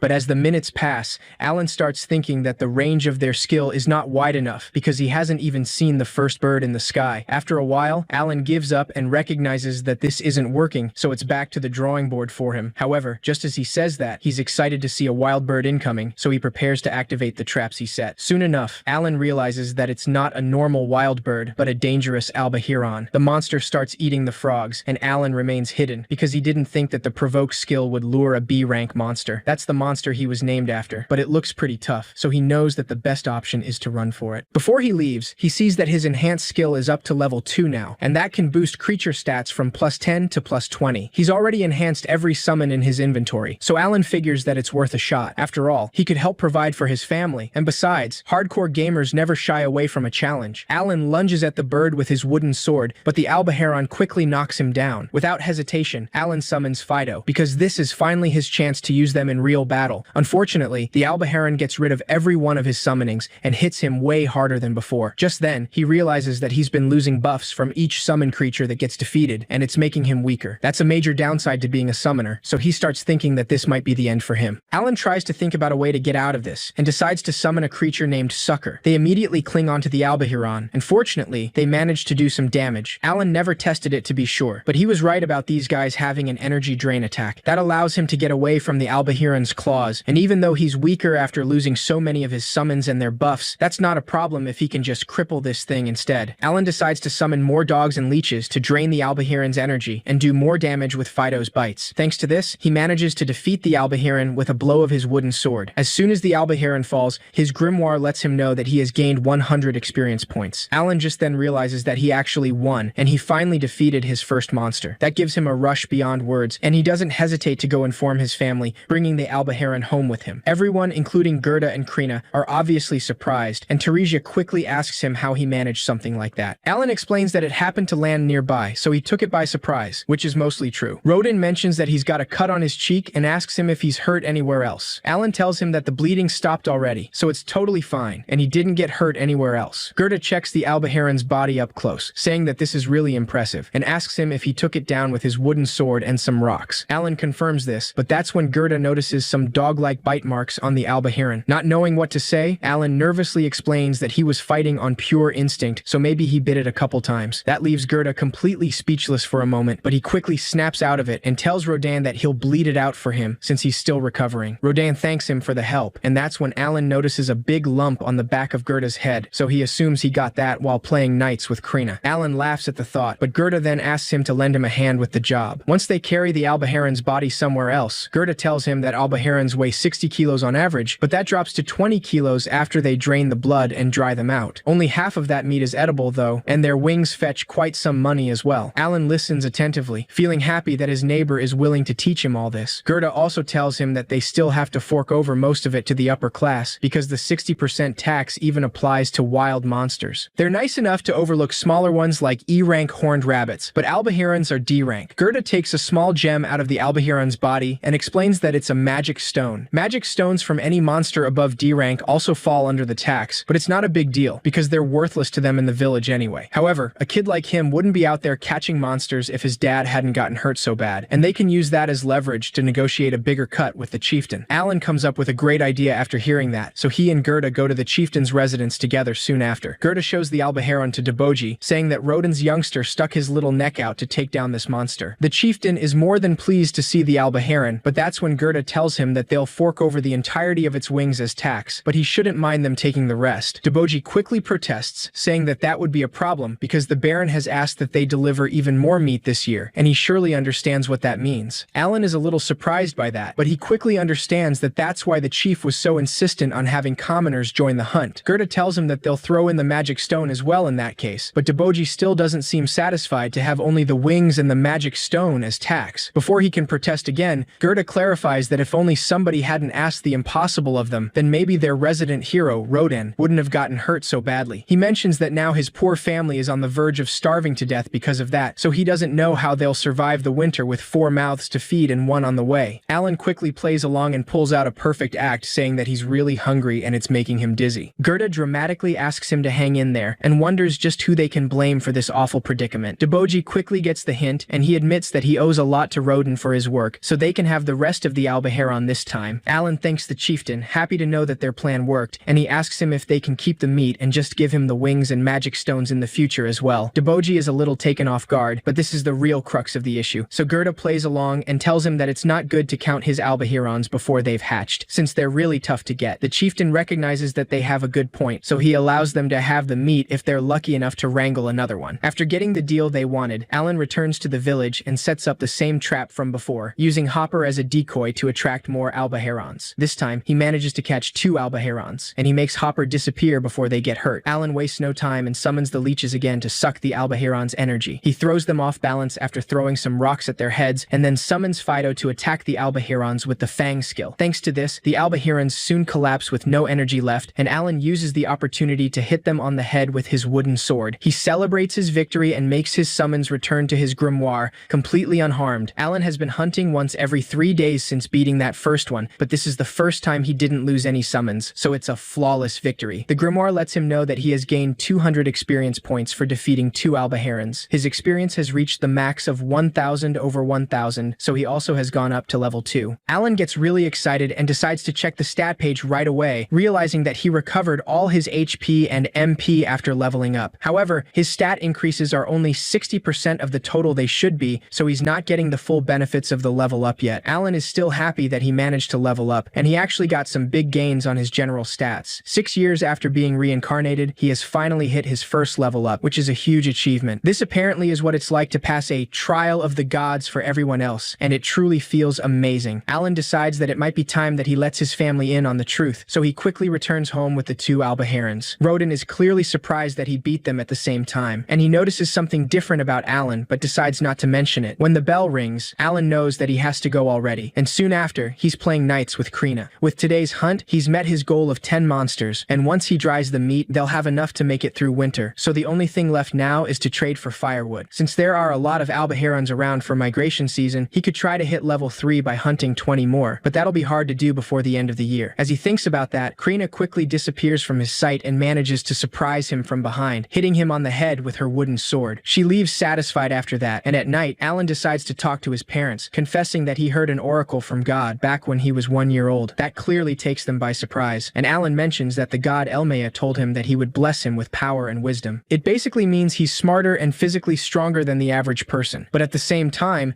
Elmea also told him that he'd be faced with trials beyond what even 100 men could accomplish, and he'd have to use his blessings of power and wisdom to overcome them. Both Rodin and Teresia are shocked to hear that, since it sounds like something extremely hard for a kid like Alan. Rodin then understands that Alan has bested one of those trials today, since the cut he had on his cheek this morning has disappeared. Alan only then realizes that it's true, and Rodin tells him that he knows what it's like to pass a trial of the gods, so he figured that's what happened with him. Teresia asks him what happened to his results from last year's appraisal ceremony in that case. Alan explains that he got another oracle from Elmea about that a couple months ago. The reason his attributes were ranked so low at the appraisal ceremony is because they take the slower progression of his trials into account. And the reason he was judged not to have a talent is because his was actually too new to be recognized. Rodin is surprised to know that he does have a talent, so he quickly asks him what kind it is. Alan lies and tells him that Elmea never told him what it was, so he still doesn't know. Alan can't say anything about being a summoner yet, because he's worried some people might get the wrong idea if they find out he can summon and control creatures. And naturally, he also can't tell anybody that he was reincarnated. Teresia suddenly hugs him, saying that she wishes he would have told them sooner. That habit of throwing those rocks at trees every day and now hunting these big monsters, it's because he's been fighting to overcome the Lord's trial, all by himself. Alan apologizes and tells them that he wants to prove himself worthy by passing the trials, so he'll be brave and take them head on. Rodin had already figured as much, but he reminds him that if he ever runs into trouble, he can always ask for their help. Alan thanks them both, and Rodin tells him that they should keep this all between them for now, because it would be bad if anyone took him for a false prophet. Once that's clear, Rodin mentions that he will tell Gerda at least, because he's always bragging about how Krina's as a sword lord and all, and now he can tell him that his son is just as incredible. When winter comes, Alan works in drying the albaheron meat, and Gerda now also knows the truth, though he always figured he was no ordinary kid. However, getting blessed and tested by God is something else, so he's still surprised, but it explains a lot. They both go to the city with the albaheron meat, and this is Alan's first time trading for supplies. Gerda tells him that it's a good thing that he stocked up on those albaheron, and Alan mentions that his boar hunt was fruitful as well. Gerda agrees, saying that things go smoothly when it's just serfs and no commoners to muck it up. Alan asks him what the real difference between serfs and commoners is anyway, and Gerda explains that it's their social standing for one. It's also their taxes, since the 60% rule doesn't apply to commoners, because they have what's called a head tax instead. They pay 3 gold coins for each adult and 1 for each kid every year. After hearing that, Alan decides to slip in his real question, asking him if there is any way for serfs to become commoners. Gerda tells him that he has to make a tribute of 10 gold coins per person in the family. He's also heard stories that the Baron can reward people with commoner status, but he doesn't know if that's true or not. Alan thinks about that for a moment, knowing that his family is about to get a new member, so it would cost them 50 gold coins to become commoners. Without wasting any time, they head to the first shop, and Gerda trades in 5 packs of boar jerky for some salt. Alan decides to do the same, trading in 5 packs of albaheron jerky, which gets him a bag of salt. After completing his first trade, he follows Gerda around to get more supplies. 1 pack of jerky trades for 4 days worth of firewood, and now that he knows how bartering works, he can do a bit of market research next time he's in the city. A few days later, Alan decides to go to the city on his own to trade albaheron meat for supplies. He later goes to a fruit stand and asks the merchant what the fruit hanging from the ceiling is, since it's the first time he sees it. The man tells him that they call those popos, and they trade 1 for 1 with a bundle of meat. Alan is taken off guard by how expensive that is, since it's 4 times the rate for molmos. After trading some meat for fruit, Alan walks around the city and takes notes of what he knows for now. A single bundle of albaheron jerky trades for 1 bag of salt, 4 molmo fruits, 1 popo fruit, and 4 days of firewood. The following forms of currency have the same value: 1 gold coin, 100 silver coins, 1,000 copper coins, and 10,000 iron coins. 1 bundle of jerky goes for 1 silver coin, so saving up for 50 gold coins would mean hunting 500 albaherons. That would take only a few years, which is a walk in the park for a hardcore gamer like him. Alan decides to go to a herbalist shop and asks if they have any medicine that recovers MP. The shopkeeper tells him that they don't carry anything that fancy around here, so Alan asks him where the healing medicines are. The man tells him that they're towards the back, and as soon as Alan sees them, he wonders if his notebook can make drawings too. He pulls out his grimoire and tries to think hard enough, imagining the shape of these herbs. That trick fortunately works pretty well, so he saves the drawing in his grimoire and asks the shopkeeper if he has the Müller's flour. The man tells him that he doesn't have any of those, and even if he did, he wouldn't cut any deals for it. Alan apologizes, and the shopkeeper confesses that he's still frustrated over the last one he sold. Alan asks him if he's talking about the one Gerda bought about a month ago, and the shopkeeper confirms it, saying that he burst in here all of a sudden and demanded his best medicine, being beyond insistent. He sold him a Müller's flour because he happened to have one in stock that day, but when he told him it cost 5 gold coins, he begged him to settle for 3 and promised to pay later. He kept hollering about some friend needing help, and he even dropped to his hands and knees. Alan is surprised that Gerda went so far to save Roden, which proves that he's a real friend. The shopkeeper mentions that the guy was more persistent than a kid at a candy store, so he had to let him have it, but he was biting his nails like crazy until he brought the money. It still was a bad deal, and he lost out in the end, so it really irks him. After hearing his frustration, Alan decides to give him a pack of albaheron jerky, and the man quickly apologizes for going off like that, since he's here to trade. Alan clarifies that he's just giving it to him as a gift, because he did a great service selling that Müller's flour at a discount, and it saved his father's life. This pack of jerky is only a token of his appreciation, and he'll bring more next time. The shopkeeper is really surprised by his gesture, and he asks him not to mention it. Alan thanks him once again before leaving, and then decides to go to see the cost of weapons. However, only a single weapon costs 50 silver coins, which is 5 whole albaherons. Dagora suddenly approaches him, asking him what he wants with his family's shop. Alan tries to dismiss him because he's not seeking trouble with him nor the chieftain's son. Before he can walk away though, Dagora suddenly punches him, saying that he only gets to pass if he agrees to be his minion. Alan then decides to draw his wooden sword and asks him to grab whatever weapon he wants to fight him. Dagora immediately leaves and returns with a bat, trying to hit Alan multiple times. Alan easily dodges him and recognizes that his attacks hit pretty hard, which makes sense for an axe user, but he hardly compares to the 3-star power of Krina. In no time, Alan manages to disarm him and leaves right after winning the duel. Some days later, at Krina's house, Dagora tries to fight him again, and this time, Alan tries to teach him a couple things. Meanwhile, Krina plays knights with Mash, and even though she's taking it easy on him, Mash is doing pretty good, and Alan thinks that he might have the talent of a spear user. Teresia already gave birth to her 3rd child, Mayola, so Alan decides to spend some time time with his mother that night to see his new little sibling. Rodan and Gerda get home later than usual that night, and they don't have very good news. Rodan mentions that they were summoned by the chieftain, and he told them that he wants them to raise the number of boars that they deliver to the Baron from 10 to 15. And to make that happen, he expects them to let the commoners join the hunt again this year. They wanted to say no, of course, but this order came directly from the Baron, apparently. If they don't deliver 15 boars by winter this year, they're going to recruit more serfs from elsewhere. Alan knows that more serfs in the village results in less land to go around, which means that serfs who can't hunt might have their land taken away from them, and that risks changing the very nature of Krina village. Gerda mentions that they want them to hunt 20 boars next year, and the only way to make it happen is for them to hunt more often than the usual once every 10 days. That also means greater risks for everyone involved, but the opinions of a few serfs can't compete with the orders of the Baron. Alan decides to speak up, saying that if they increase the number of hunts, then they'll just keep expecting more from them over the years, until it soon becomes impossible. The ultimate result is still recruiting more serfs, so they should do what the chieftain says and let commoners join the hunt again. Gerda is clearly against this, but Alan reminds them that he has wisdom that was blessed to him by Elmia, so he hopes they let him handle all this because he knows how to make it work. Rodan decides to give him an opportunity, so on the next hunt, he informs all serfs and commoners that they're adopting Alan's hunting strategy now, but he's only tagging along to watch. Alan actually was expecting to be part of the hunt, but his father is truly a hardhead, and he wouldn't budge. There's nothing he could do about that, but the important thing is that they train the newbies to help the group hunt more boars, because he doesn't want to see anybody get hurt like his father again. The commoner that caused that incident approaches Rodan to apologize for what happened last year, and asks him not to cover for him if anything goes wrong today. Rodan easily dismisses it, holding no grudge against him, and he simply asks him to focus on his role in the hunt. Soon after that, the hunting team exits the village, and this is the first time Alan gets to leave the village after 7 years living as a serf. It's a small step forward for him, and he can actually see the White Dragon Mountains in the distance. Every fall, the boars leave the foot of the mountains to come here in search of food, and legends say that a mythical white dragon lives somewhere near the summit. Alan quickly catches up with the group after fantasizing about that, and he explains his hunting strategy to everyone. Rodan just tells them that they must stick to what they practiced, and then asks everyone to go to their posts. Alan goes to a safe hiding spot, as promised, and when he sees the giant boar running towards the group, he realizes that it is truly terrifying, as they said. All the serfs dig their heels into the ground and manage to stop the boar with their spears. While they hold it back, Rodan and the other serfs attack the boar from the sides to drain its blood and do more damage. Alan observes the whole thing, understanding that the bait team lures the boar in, and then the tank team holds it in place while the strike team attacks its vitals. This is the method that his dad and the others have used to hunt successfully for over 10 years without any talents. Now that the boar has been weakened, Alan asks the commoners to get ready, since it's almost time for them to act. It was a mistake to count on weaklings like them to tank anything in the first place, so his strategy is to leave them at the end to finish off the boar. They should only need to attack it once to gain experience from the battle, and that will make them stronger. Once Rodan gives them the order to strike, the commoners attack the boar with their spears, finally defeating it. As soon as the boar falls on the ground, the commoners can feel power flowing through them, which means they overcame a trial of the gods. Everything went just as Alan planned, because it sounds like they leveled up. Since boars are C-rank monsters, they must have gained a lot of experience, and it's easier for them to level up. Alan decides to check his grimoire to see how it went for himself, but he feels frustrated to find out that he didn't get anything, which means that it doesn't consider him part of the battle for just standing nearby. The commoners approach him to thank him, saying that his advice made all the difference. Despite being part of the reason they won, Alan feels like this is a victory laced with the bitter taste of defeat. Some days later, while Alan is fetching some water in the village, some neighbors ask him if he's going along on today's hunt as well. Alan confirms this, saying that he'll be there to watch as usual, though he'd really like it if his father let him wield a spear too. The villagers quickly turn down the idea, because Rodan would beat them up for even suggesting something like that. His neighbor mentions that he's a little jealous, and he wishes that he could join the hunt too. The other serf asks him to put down his butcher's knife for once and join the hunt in that case, but the man clarifies that he can't do that because his wife's got a kid in her belly. He has to play it safe because of that, but he's always happy to have more monster meat to carve up. As soon as Alan hears that, he decides to ask him for a favor and shows him all the albaherons that need to get butchered. The man is clearly surprised to see so many, and Alan tells him that he was hoping he would butcher them for him because they're just too many for him to handle. He promises to give him 2 packs of meat for each one he takes care of, and the man is more than pleased with that offer. These albaherons aren't part of the family's food reserves, so Alan needs him to break down the carcasses so he can sell the meat. After all, he has to use something to earn those 50 gold coins to get his family out of serfdom. It would cost extra to have a butcher in town to do it anyway, so it's better to just outsource the job here, which also means fewer trips overall. On the next hunt, they're are more commoners joining the team, following Alan's strategy. Alan knows that by gradually adding new people to the team, they'll eventually have enough to make 2 groups, and that should double the amount of boars they can hunt. He wishes he knew why the Baron was so hung up on having more boars though, since he doesn't get the impression his territory is suffering from food shortages. Soon enough, the bait team attracts another boar, and the tank team holds it back with their spears. The strike team weakens it again by attacking it from the sides, and that's when Gerda asks the newbies to do their part. All of them attack the boar with their spears, and they soon take it down, which makes them feel like they have overcome another trial of the gods. Alan quickly checks his grimoire after the boar falls and sees that his plan has worked because all his stats have gone up, and he even leveled up. Just before the fight, while the boar was running towards the tank team, he summoned Denka right in its path. His creatures can be summoned to any location that he can mark by sight within a 50-meter radius. Since Denka was in the way, the boar stepped on it, and that was enough for Alan's plan to work out. After all, as long as the boar attacks one of his creatures, it's enough to count him as a participant in the battle. 3 months later, Alan mentions that this world apparently shares the custom of celebrating the start of the new year, which led to him being invited to the chieftain's residence for the first time. He returns to the village after that with Krena, who's really happy that they got candies and some gifts to take home. Alan assumes that this is supposed to be the reward for successfully meeting the 15 boar quota, so he can't complain at all. Once they're home, their families are already waiting for them to have dinner all together. Alan tells Roden and Gerda that they had a good time at the chieftain's residence, and they should have gone with them. Gerda mentions that sitting through all that pomp and circumstance is a boring way to start the new year. That aside, they decide to get the party started and enjoy the feast together as a family. Gerda asks him if the chieftain said anything about them, and Alan mentions that he was really appreciative. Rodin tells them that given how things are going, they shouldn't have a problem meeting the quota of 20 boars this year, and it is all thanks to Alan and his plan to train the newbies. Gerda then notices a seemingly special bottle behind Alan, so he decides to ask him about it. Alan explains that the chieftain gave it to him as a gift, and it's a bottle of liquor. Both Rodin and Gerda get excited almost instantly, easily taking the bait, so Alan decides to reel them in. He excitedly asks Mash if he wants to do more spear training soon, and his little brother agrees. Krena says that she wants to train as well, but Alan tells her that she's already strong enough, and they have to nurture Mash because he has the makings of a spear user. Despite the sudden change in topic, Rodin and Gerda are still thinking about that liquor he has. Alan reminds them that it was a gift the chieftain gave him, but Gerda asks him not to be silly because everybody knows that he's not even old enough to drink it. Once it gets to that point, Alan proceeds with his plan and tells them that he'll let them have it, but only if they beat him in a contest. Rodin hesitates, but Gerda accepts without thinking, feeling confident that they can win against him alone. Alan then asks them what he'll get from them if he wins, and that takes them off guard, so they just ask him to tell them what he wants. Without a doubt, Alan says that if he wins the contest, they'll have to let him wield a spear during all the boar hunts this year. Both Rodin and Gerda realize right then that they walked right into Alan's trap, which reminds them just how smart he truly is. Rodin decides to accept either way, saying that if they win, they'll get the liquor, and if he wins, he can fight in the boar hunts. Gerda asks him what kind of contest he had in mind, and Alan tells them that it'll be arm wrestling, of course. That quickly makes them feel more confident, and Gerda decides to be the first up against Alan, saying that he won't go easy on him. Alan is completely prepared because he stocked his inventory full of Fido cards just for this, and buffs into attack power. Not to mention, he's level 6 now, so he's pretty sure he's got this in the bag already. Thanks to that, Alan manages to win against Gerda, though from what he can tell, Gerda's attack stat must be somewhere between 150 and 200. Despite how well that went, when it's Rodin's turn, Alan can't keep up with his strength, and he ends up losing in the end. Alan accepts his defeat, realizing that his father's attack stat has to be over 300 at least. While they enjoy the liquor bottle, Alan analyzes their strength, and since Gerda's attack stat is around D rank, his father's is more like C rank. That at least gives him a reference for how strong the people playing on normal mode can get. Rodin tells him that he's not weak by any means despite losing, but he's not hunting any boars until he has what it takes to beat him. Alan decides to hold him to that because he stands a decent shot of making that happen if he can get to summon level 4 before fall. By June, Alan's summon level finally goes up again, and the grimoire gives him a lot of new information. He quickly checks his stats page and finds out that he has unlocked E-rank summon creatures, and even a new type. It seems like he has to fuse them together again to find out what kind it is exactly, but he has plenty of MP to spare this time, so he can experiment freely. His card inventory went up by 10 as well, and the amount of buffs that summon creatures provide scale by their level, so he should get a significant boost if he fills his inventory with 40 E-rank cards. That means he can totally beat his father at arm wrestling now, so he'll be able to participate in hunts soon. Alan then notices a new skill called Storage in his grimoire, and he doesn't understand what it is at first, until he sees a hole in one of the pages. He tries to put a stick inside, and realizes that it's actually pretty deep, since it really has no bottom. Alan soon finds out that he can call up a mental image of the items he has stored inside. hide. He decides to experiment and throws a bunch of stuff in, learning that he can put anything in this hole as long as it fits, and there are no limits on the amount either. Something about that feels wrong to him, because one major aspect of games is how many items the player can hold. He doesn't understand why they're giving him a god-tier storage skill at this particular point in time. Whether it's a key, a boat, or a magic carpet, items are usually obtained around the time they become necessary, because that's how the developers design it, of course. That's why there must be a reason behind this, something that makes it necessary to have right now. Leaving that aside for now, Alan decides that it's time to play around with the E-rank summons. For some reason, nothing happens when he tries to create a rank E insect, which makes him think that he doesn't have enough MP. The grimoire informs him that he doesn't have enough E-rank magic stones to create a rank E insect. Alan didn't even know that was a thing, and he's surprised that creating E-ranks requires items now. He decides to sneak into his room without waking his little brother up, and gets the bag with all the money he's earned lately. Alan kept some magic stones from the horned rabbits that wandered into the village, so he uses some to create a rank E insect. It doesn't work at first until he puts the magic stones in his storage and manages to create what he wanted. By the looks of it, it seems like the E-rank insect is a butterfly, but when he decides to summon it, it's clearly bigger than he expected. As always, Teresia shows up at the worst possible moment, so he panics and asks the butterfly to hide. The insect quickly hides behind his back, so Alan tries to play it cool and gives his mother an excuse. After Teresia leaves, Alan continues trying his new summons, and one of them is a rank E beast, a saber-toothed tiger. It seems bigger and tougher than his dog summon, and its buffs increase his stats by 10 too, which is double what the F ranks do. He decides to name it Tama and welcomes it to the team before making it go back to the grimoire. Now that Alan is away from home, he decides to try to do some fusions, wanting to get a rank E bird. He manages to get it after throwing some magic stones in his storage, and that alone lets him know that he's going to need plenty from now on. However, that night, his father tells him that horned rabbits shouldn't be coming around anymore, because they made a ditch around the whole village a couple years back. Even small monsters like those can be dangerous to kids, and that's why they decided to do it. Alan finds himself in a difficult position now, because he doesn't know how he can get more magic stones without any rabbits. One day, while Krina is playing knights with Dagora, Alan decides to talk to Palomas, and asks him what he knows about magic stones, since he heard that he's pretty smart. Palomas tells him that they're small gems that are embedded in monsters close to their hearts, and they're mostly used to power magic tools. Magic tools are items that activate when used with magic stones, and they have many different types of them in the royal capital. D and C rank stones can be useful for people in the capital, but E rank stones are basically just trash, so he can usually find them lying on the ground. To prove this, Palomas walks for a bit and finds an E rank magic stone on the ground. Alan thanks him for the information and the magic stone, and he now knows that he'll need to scavenge around the village for them. He decides to call in backup though, and after a while, he manages to gather a bunch of magic stones thanks to the help from some villagers. He's created all of the E rank summons available because of that, so it's now time to find out what kind of abilities they have. Before he can do that though, one of his new summons, Hawkins, flies straight towards him and warns him about something dangerous coming. Alan can barely react before a boar jumps right over him, making him fall and get hurt. Another one of his summons, Beansy, quickly approaches him and uses its ability to heal his wounds. The boar charges at him again, but the butterfly, Papillon, uses its ability to stun the boar, and that's when Alan asks Tama to attack. The tiger manages to do a lot of damage, and that alone manages to take down the boar in no time. Alan doesn't have much time to cheer, because another angry boar appears out of nowhere. It runs straight towards him, giving him no time to react, but another one of his summons, a rock named Wally, steps in right in time and acts as a shield. The boar runs straight into the sturdy wall and immediately collapses after that strong impact. Alan is relieved, but as soon as he blinks, everything around him is gone, making him think that he just hallucinated all that. He decides not to give it much thought, knowing that for these past 7 years, he's been considering exactly how a summoner is supposed to play. He could read a game FAQ or walkthrough for any other game, but that isn't an option here. That's why he has to figure out how to tap into a summoner's full potential all by himself. At this point, he's convinced that each summon type is designed to fulfill a specific role in battle. Insect types are for applying debuffs, beast types are for offense, birds are for gathering and relaying intel, grass types are for healing, and stone types are for defense. All of these things enable him to fulfill every role of a typical party by himself, and that's what makes a summoner good. It also helps explain why he got the storage skill at this specific moment, because he couldn't walk around with hundreds of magic stones on him otherwise. Now Alan understands what the developers were going for, and he has an unrivaled army of creatures at his disposal that can overcome any situation and rout any enemy. It's the ultimate power that makes the summoner stronger than even the demon lord. Soon after that, the chieftain informs Gerda and Rodin that from what he's been told, the Baron himself will be paying them a visit next month. That's because he has expressed interest in observing their boar hunts firsthand. Gerda doesn't seem very pleased by this, because the surprises never stop. First he wants more boars, and now he also wants a show. Roden clarifies that that's fine with him, but he wants to know why he asked Alan to join them. The chieftain explains that they need someone to serve as a tour guide for the Baron during his stay. Gerda is clearly against this and asks him why he doesn't have his own son do it instead. Deboji tells him that his son Palomas isn't suited to the task, so he's hoping Alan can help them show the Baron hospitality starting with dinner the night before the hunt. Alan understands that he basically wants him to entertain the Baron while he's in town, and he's trying to win him over with these mulmo fruits he's eating right now. Unfortunately for him, Alan is not so cheap, and he isn't going to agree so easily. The chieftain mentions that he's heard it was Alan's clever ideas that led to the success of their hunts last year, so he's sure he can handle this important job. When Deboji asks him for an answer, Alan can't help but think that he couldn't care less about the Baron at all. However, he knows that he won't get any chances to leave the village as a serf, and it will take 10 years of hunting boars and albaherons before he can reach commoner status. Roden notices his hesitation and tells him that he can refuse if he wants. Just then, Alan remembers that there was one more ticket to rising the social ladder, because the Baron can give people with commoner status. That's why he decides to accept being the Baron's tour guide during the boar hunt. A month later, Baron Granville finally arrives, and Deboji nervously welcomes him, saying that they're honored to have him. Granville thanks him for the warm welcome, and soon enough, his daughter, Cecil, comes out of the carriage. They all head to the chieftain's residence for dinner, and Granville tells Deboji that he appreciates the work that he's put in over the years to establish Krina village. It's been 15 years since the land reclamation decree, and there has been no greater success than here in the Granville fiefdom. Deboji thanks him for the praise, and the Baron also apologizes for all the fuss over boar meat. He knew asking for more would burden him unduly, but he simply couldn't refuse an order from the king. Deboji is shocked that the order comes directly from the king, but Granville clarifies that the blame truly lies with Viscount Carnell. The Baron suddenly can't contain his anger as he talks about it, saying that that scoundrel was calling attention to the boar hunts while he was in front of the king. Granville's butler tries to make him calm down, saying that his tone is frightening the chieftain. Once he calms down, the Baron enjoys the dinner they prepared for them, and he's gladly surprised by how exquisite the food is. His daughter Cecil agrees, saying that the meat is quite delicious, more than she was expecting. Granville asks them what kind of meat this is, but Deboji isn't very sure himself, so Alan decides to speak up and informs them that this is a dish of albaheron. He mentions that the meat is from one hunted just yesterday because they used only the freshest ingredients for the Baron. Alan explains that it uses breast meat, thigh meat, and liver, all flavored with a blend of herbs. The Baron is quite pleased by his explanation and assumes that he's the chieftain's son, but Deboji clarifies that he's actually the son of Roden. Xenoph quickly remembers Roden, the boar hunter, and remembers why Alan's black hair and eyes seem familiar. Alan politely greets him and mentions that he will be serving as their guide during tomorrow's hunt. Granville admits that he's such a well-mannered young man and asks Deboji if his father is a former member of the knighthood. Deboji quickly clarifies that he comes from a family of serfs, but Granville's daughter seems outraged by this, wondering how they can let one of them into their guest hall. Granville instantly scolds Cecil and reminds her that serfs are fair members of their fiefdom, so she can't just treat them like they're some kind of animal. Cecil apologizes, but she continues glaring at Alan like he's her sworn enemy, even though he didn't do anything to deserve it. That aside, Xenoph tells him that he hopes he's ready to acquaint them on the finer details during tomorrow's hunt. He mentions that wrangling 20 boars in 1 year is a steep goal, but if it proves too difficult, then his knights will take over the hunts. Alan quickly gets defensive and assumes that Xenoph isn't convinced that the serfs have what it takes. Cecil tells Xenoph that that would be most wonderful, and mentions that she asked her father to let her tag along because she wanted to see a great boar up close, but seeing the knights slay one would be even better. The Baron doesn't seem to be against this, so he tells Alan that once he's shown them the fundamentals, the knights can handle the responsibility of hunting. Alan politely declines the idea and clarifies that 20 boars is a paltry number, so they will have no problems meeting the quota, and their performance tomorrow should convince him of that. He leaves everyone at the table speechless with that, and the next day, they finally prepare to see the boar hunt. Granville tells Xenoph that he's leaving Cecil under his protection, so he expects him to keep her safe while they observe the hunt. Once they get to the hunting grounds, Alan informs them that they'll be able to see all of today's action from atop the watchtower they built just for them. After they climb the watchtower, Alan tells them that this is the forest where the great boars nest. The hunters finally arrive, and Xenoph instantly notices that they've got armor now. Alan explains that they made good use of the boars from last year, and that armor was forged from leftover pelts, bones, and fangs. He informs the Baron that he was asked to thank him for granting permission for that on behalf of his father, Rodan. Once the hunt finally begins, the bait team runs into the forest, and Alan explains that their job is to lure boars into the hunting grounds. Speed is a key factor for them, which is why they are only lightly equipped, unlike the other hunters. Both Granville and Cecil wait for something to happen, but Alan asks them to be patient, as it may take time to lure the boars, despite how many live in the forest. While they wait, Xenoph decides to ask him how the Sword Lord Krina is faring these days. Alan confidently tells tells him that she's doing great, and Xenoph is pleased to hear this. He also asks him to let her know a tutor will be dispatched here the spring after next to help her study for the academy entrance exam. Alan gladly accepts to inform her, but deep down, it's hard for him to imagine Krina studying for anything. The thought alone makes him laugh, because he's sure she's going to look really silly. Before he can think about it further, the bait team finally comes back, luring the first great boar into the hunting grounds. Alan explains that they start by boxing the boars in, with large shields made from 2 layers of the toughest part of the boar hide, found on its back. The strike team comes in after that, and then the long spear team is called into action. The long spear team consists of the least experienced members, who just joined last year. Xenoph easily understands that the frontliners with the toughest job are the ones wearing armor. Alan mentions that the armor also covers their backs to prevent injuries if one of the long spear team misses the target. Cecil starts feeling a little nauseous as she sees the boar getting stabbed by the long spears. Alan then says that the boar's neck is the best place to strike, and just then, Roden finishes the boar with a fatal blow, making Cecil faint in her seat. All the hunters celebrate after the boar goes down, while the butler, Sebas, tries to bring Cecil back to her senses. Xenoph tells Granvelle that these men may not be knights, but he believes that they are worthy of being called warriors. Granvelle agrees, and admits that he must applaud their fighting prowess, so it seems there will be no problem with reaching the boar quota. As soon as he says that, the bait team suddenly runs into the hunting grounds, getting chased by 2 great boars. Xenoph is a little concerned to see they're facing 2 boars at once, so he asks Lebrun to make ready to assist. Alan quickly asks him to wait, saying that there is no need to panic because the hunting team is trained to deal with these situations. Rodan immediately gives the order to split into 2 groups and to stick to their training. Alan is sure that every hunter worth their salt knows to kill all the game they bait, and letting anything escape is folly. However, for the past 10 years, his father and the other serfs haven't been able to do that, mainly due to their lack of armor. 60% of their hard-earned boar meat gets taken as tax, and they have to exchange the rest for daily necessities. Spears were the only thing they could afford to upgrade, but it's possible for them to create some leeway by mastering the most efficient hunting strategy. That allows for gradual equipment upgrades, which then raises their efficiency even higher. Cecil comes back to her senses for a moment, but as soon as she sees Roden striking another boar on its neck, she passes out right away again. The hunting team manages to take down 3 boars in no time just like that, and Alan hides his relief, because watching them fight 2 boars at once still has him sweating bullets. Granville mentions that leaves 17 more to go this year, but Alan quickly clarifies that it's actually just 10 more. After all, 7 boars had already been hunted this year before he graced them with his presence, so they'll have filled the quota by this time next month for sure. The Baron is clearly impressed by this, and now Xenoph is sure that his knights won't be needed after all. Alan then tells the Baron that they actually have 2 requests to make of him. For starters, they want to ask for permission to make 2 more of the shield walls. Granvelle assumes that it's in the interest of hunting even more next year, so he has no problem allowing it. Alan then tells him that for their second request, they would like to procure goods not available in the village, specifically liquor. They want his permission to trade in liquor and allow its distribution among the serfs, because as more and more boars are hunted, there is a real concern that the resulting abundance of meat will reduce its value in the village. Exchanging the meat for imported liquor instead will help to prevent a market crash. The Baron asks him why they want it to be liquor specifically, and Alan explains that, given his position, this is something that Xenoph might understand better. The hunters must risk their lives to be effective after all. Xenoph quickly understands that he needs the liquor to help keep their morale high during the hunts. Alan confirms this, saying that that's how his father explained it to him. Xenoph then tells the Baron that he thinks that their request stands to very good reason. Granvelle decides to consider it favorably, and he tells Alan that he has done a splendid job today. Before they leave though, when Cecil finally wakes up, she warns Alan that he was lucky to get any praise from her father, but he shouldn't let it get to his head. She almost falls from her horse while she complains about him, but Sebas quickly catches her and asks her to be careful. Cecil certainly doesn't give the impression of a delicate damsel, and Alan is pretty sure this is probably the last he sees of her. However, he actually sees her again when he goes to the Baron's residence with his father and Gerda. Granvelle tells them that they've truly shown him what they're capable of, so he must commend their amazing hunting skills. Their accomplishments deserve to be rewarded, because he wouldn't make a good Baron otherwise. That takes both Roden and Gerda by surprise, but this is exactly what Alan was waiting for. He hopes the Baron doesn't bother with money, because they want the social mobility of a commoner. Just as he was hoping for, Granvelle informs them that he hereby elevates them and their families to commoner status. After their initial surprise, Rodan, Gerda, and Alan thank him for his decision, though Alan is the happiest out of them, because that means he can go hunting outside the village limits. He has dreamed about this moment countless times over the past 8 years, and his first stop will be the White Dragon Mountains, because he wants to go dragon hunting. Granvelle mentions that he will also grant the same status to any serfs who have taken part in the hunts for over 10 years. They must do a thorough check and determine who among their team is eligible. Since he foresees no problems fulfilling the king's order, he can now return to the city and rest rest easy. Sebas then reminds him that there was one more thing the king was keen to know. Granvelle remembers that detail and tells them that the king wishes to promote Krina village as a shining example for the rest of the kingdom. That's why he asked him for the details of how the boar hunts began, wanting to know the history behind it. Alan is a little lost because he hasn't heard that story himself, but Gerda intervenes and clarifies that that's actually a sore subject for Rodan, so he'll tell it in his stead. Granvelle doesn't have an issue with this, so Gerda tells him that it all started in spring, 13 years ago. About 100 serfs from nearby villages relocated here to help develop the land as part of the reclamation decree. After 6 months of hard work, they had cleared out a good chunk of the forest, but fall was on the horizon when disaster struck. A great boar came out of nowhere and attacked them, devouring most of the wheat and potatoes that they had set aside for winter. The majority of serfs had chosen to brave the frontier after struggling to obtain food in their old villages, which meant going back wasn't an option. That's when Rodan spoke up, and he proposed they hunt the boars for meat. Back then, they didn't have any of the weapons, armor, or knowledge that they do now. In spite of that, all the men united to go hunting with pickaxes and hoes as weapons, and they managed to kill a single boar. Granvelle mentions that that sounds like a story to pride themselves on, because they came together to accomplish a difficult task. Gerda tells him that the problem is that they lost a friend in the process. After defeating the boar, they overcame a trial of the gods, and their injuries were healed, but their friend wasn't as fortunate. He has told Rodan over and over again that he shouldn't blame himself, but he just won't hear it. When Alan hears that story, he instantly understands why his father covered for that commoner back then. He risked his own life because he once lost a friend the same way. Granvelle apologizes for dredging up such a painful memory, but he tells Rodan that even though lives were lost, the village could have never come this far without his prudent actions. That's why he wants to honor the bravery of his youth with one more reward, so he'll allow him to ask of him whatever he wants. Alan gets really excited for the bonus event, so he encourages his father to ask for some liquor. However, Rodan has only one request in mind, and without hesitation, he asks the Baron to allow his son to work at his estate. He explains that Alan has a better head on his shoulders than he does, so any job is fine, even just hallboy. Alan clearly wasn't expecting that, and it isn't what he had in mind because it could totally ruin everything. The Baron decides to think about it though, and Sebas tells him that he has no problems with it, since Alan seems pretty clever to him. Alan internally panics and begs him to say no, because he wants to live his dream of hunting legendary dragons. He'll have even less freedom living with the Baron, so he must find a way out of this situation. Granvelle mentions that a hallboy won't do, so he decides to hereby appoint Alan as manservant of the Granvelle family. Cecil immediately complains about his decision, saying that just the idea of having a serf in their house makes her sick. Sebas reminds her that he's a commoner now, while Alan doesn't know what the difference between hallboy and manservant is. Rodan looks extremely happy though, to the point he starts crying, so Alan has no choice but to accept his new position. Soon after that, Teresia helps him with the preparations before he leaves the village. Krina looks a little sad to know that he's leaving, so Alan decides to have one more duel with her. Of course, Krina gladly agrees, but everyone is surprised that Alan is actually overpowering her this time. Alan used all the magic stones that he had stocked up and created 20 copies of Hawkins to go all in on agility. When Krina turns 12, she'll leave to study in Academy City, and then she'll go into the royal service. It's possible they'll never see each other again, so he wants to give it his all in this last duel. In no time, Alan manages to tie for the first time and tells Krina that they'll settle this in the future when they meet again. Krina is a little surprised at first, but she gladly accepts the offer, saying that she's going to win for sure. Alan finally sees the smile he wanted to see, so he decides to say goodbye to everyone, including Dagora, who reluctantly gives him a dagger as a farewell gift. Everyone is sad to see him go, but Rodan tells him that manservant is only the first step for him, so he has to work hard to go places. Teresia, on the other hand, simply asks him to come back home if it gets too hard. With that, Alan finally says goodbye to his parents and leaves with the Baron, officially leaving his home village behind. After a while living in the Granvelle state, Alan starts getting used to his new life, dealing with Cecil's requests all the time. One day, she asks him for help to fetch some fruit from a tall tree, but despite all the trouble they went through to get it, she ends up spitting it out, not liking the taste at all. Alan mentions that they do say fruits that grow on high trees tend to be sour, and Cecil blames him for letting her eat the fruit despite knowing that it wasn't edible. Alan assures her that he had no idea, so Cecil doesn't fight him any further and tells him that she wants to cleanse her palate with popo fruit, so he has to go fetch her one from the market. Before he can leave, Alan is surprised to see everything suddenly going dark, and the moment he looks up, he sees a giant airship in the sky. Cecil doesn't understand his surprise, of course, and tells him that it's actually a magic ship, something very common. It is the first time Alan sees something like that though, and he did see some of the tools powered by magic stones that Palomas mentioned, like a clock and lights, but nothing like that magic ship. The next morning, Alan wakes up feeling great, saying that this new place is a world of difference from sleeping in those hideous net cafes. The first thing he does in the day is inhale Apo's aroma, which helps him recover his MP faster, from 6 to 5 hours. He decides to go get breakfast after that, and meets meets with the head servant, Rickle. Rickle asks him if he's getting along well with Cecil, but Alan gives him a half-hearted response, remembering all the hard times Cecil gives him. He can almost hear the pity in Rickle's voice after saying that, and he reminds him that she wouldn't demand as much if he were only a hall boy. Alan decides to ask him what exactly is the difference between hall boy and manservant, since no one has told him yet. Rickle explains that the senior rank servants include butler, housekeeper, valet, lady-in-waiting, and head chef, and the lower ranks are coachman, cook, gardener, manservant, and housemaid. Those are all considered part of the family, while hall boys are only occasional helpers, so they're not really part of it. Alan is surprised to know that servants are members of the family itself, and he now understands why his father was crying tears of joy. The Baron was generous enough to make him part of the family, so he has to be grateful for that. After getting breakfast himself, Alan serves breakfast to the Baron's family, and while he wasn't surprised by the simple meals servants get, he can tell that the nobility doesn't eat much better. He stands next to the other maid in silence while the family enjoys their meal, and the Baron's wife tells him that he's picked up the basics of being a servant rather quickly. Alan politely thanks her, saying that he owes it all to the kind teachings of his seniors. The Baroness praises him for that wonderful answer and tells her husband that Alan's manners are beyond what one would expect of a serf. Granvelle agrees, saying that his manners are remarkable in spite of him being talentless. Alan is surprised that Granvelle knows that, and it lets him know that the Baron did some digging on him. As soon as Cecil finds out that Alan is talentless, she doesn't miss the opportunity to brag about her own talent, saying that she's a wizardess. Alan is kind of impressed by that because that's a 2-star talent, which is pretty good. Cecil continues bragging and informs him that her elder brother Mihai is a swordsman. Granville suddenly scolds her and reminds her that she shouldn't brag about talents. Cecil soon understands her mistake when her brother Thomas starts crying, wondering why he's the only one without a talent. His father tries to cheer him up and tells him that he will attend Nobles College in the royal capital. Thomas tells him that he wants to go to the Academy City like Mihai did though, but the Baron explains that the Academy City is only for those with a talent. Granvelle clarifies that his lack of talent is why he attended Nobles College as well,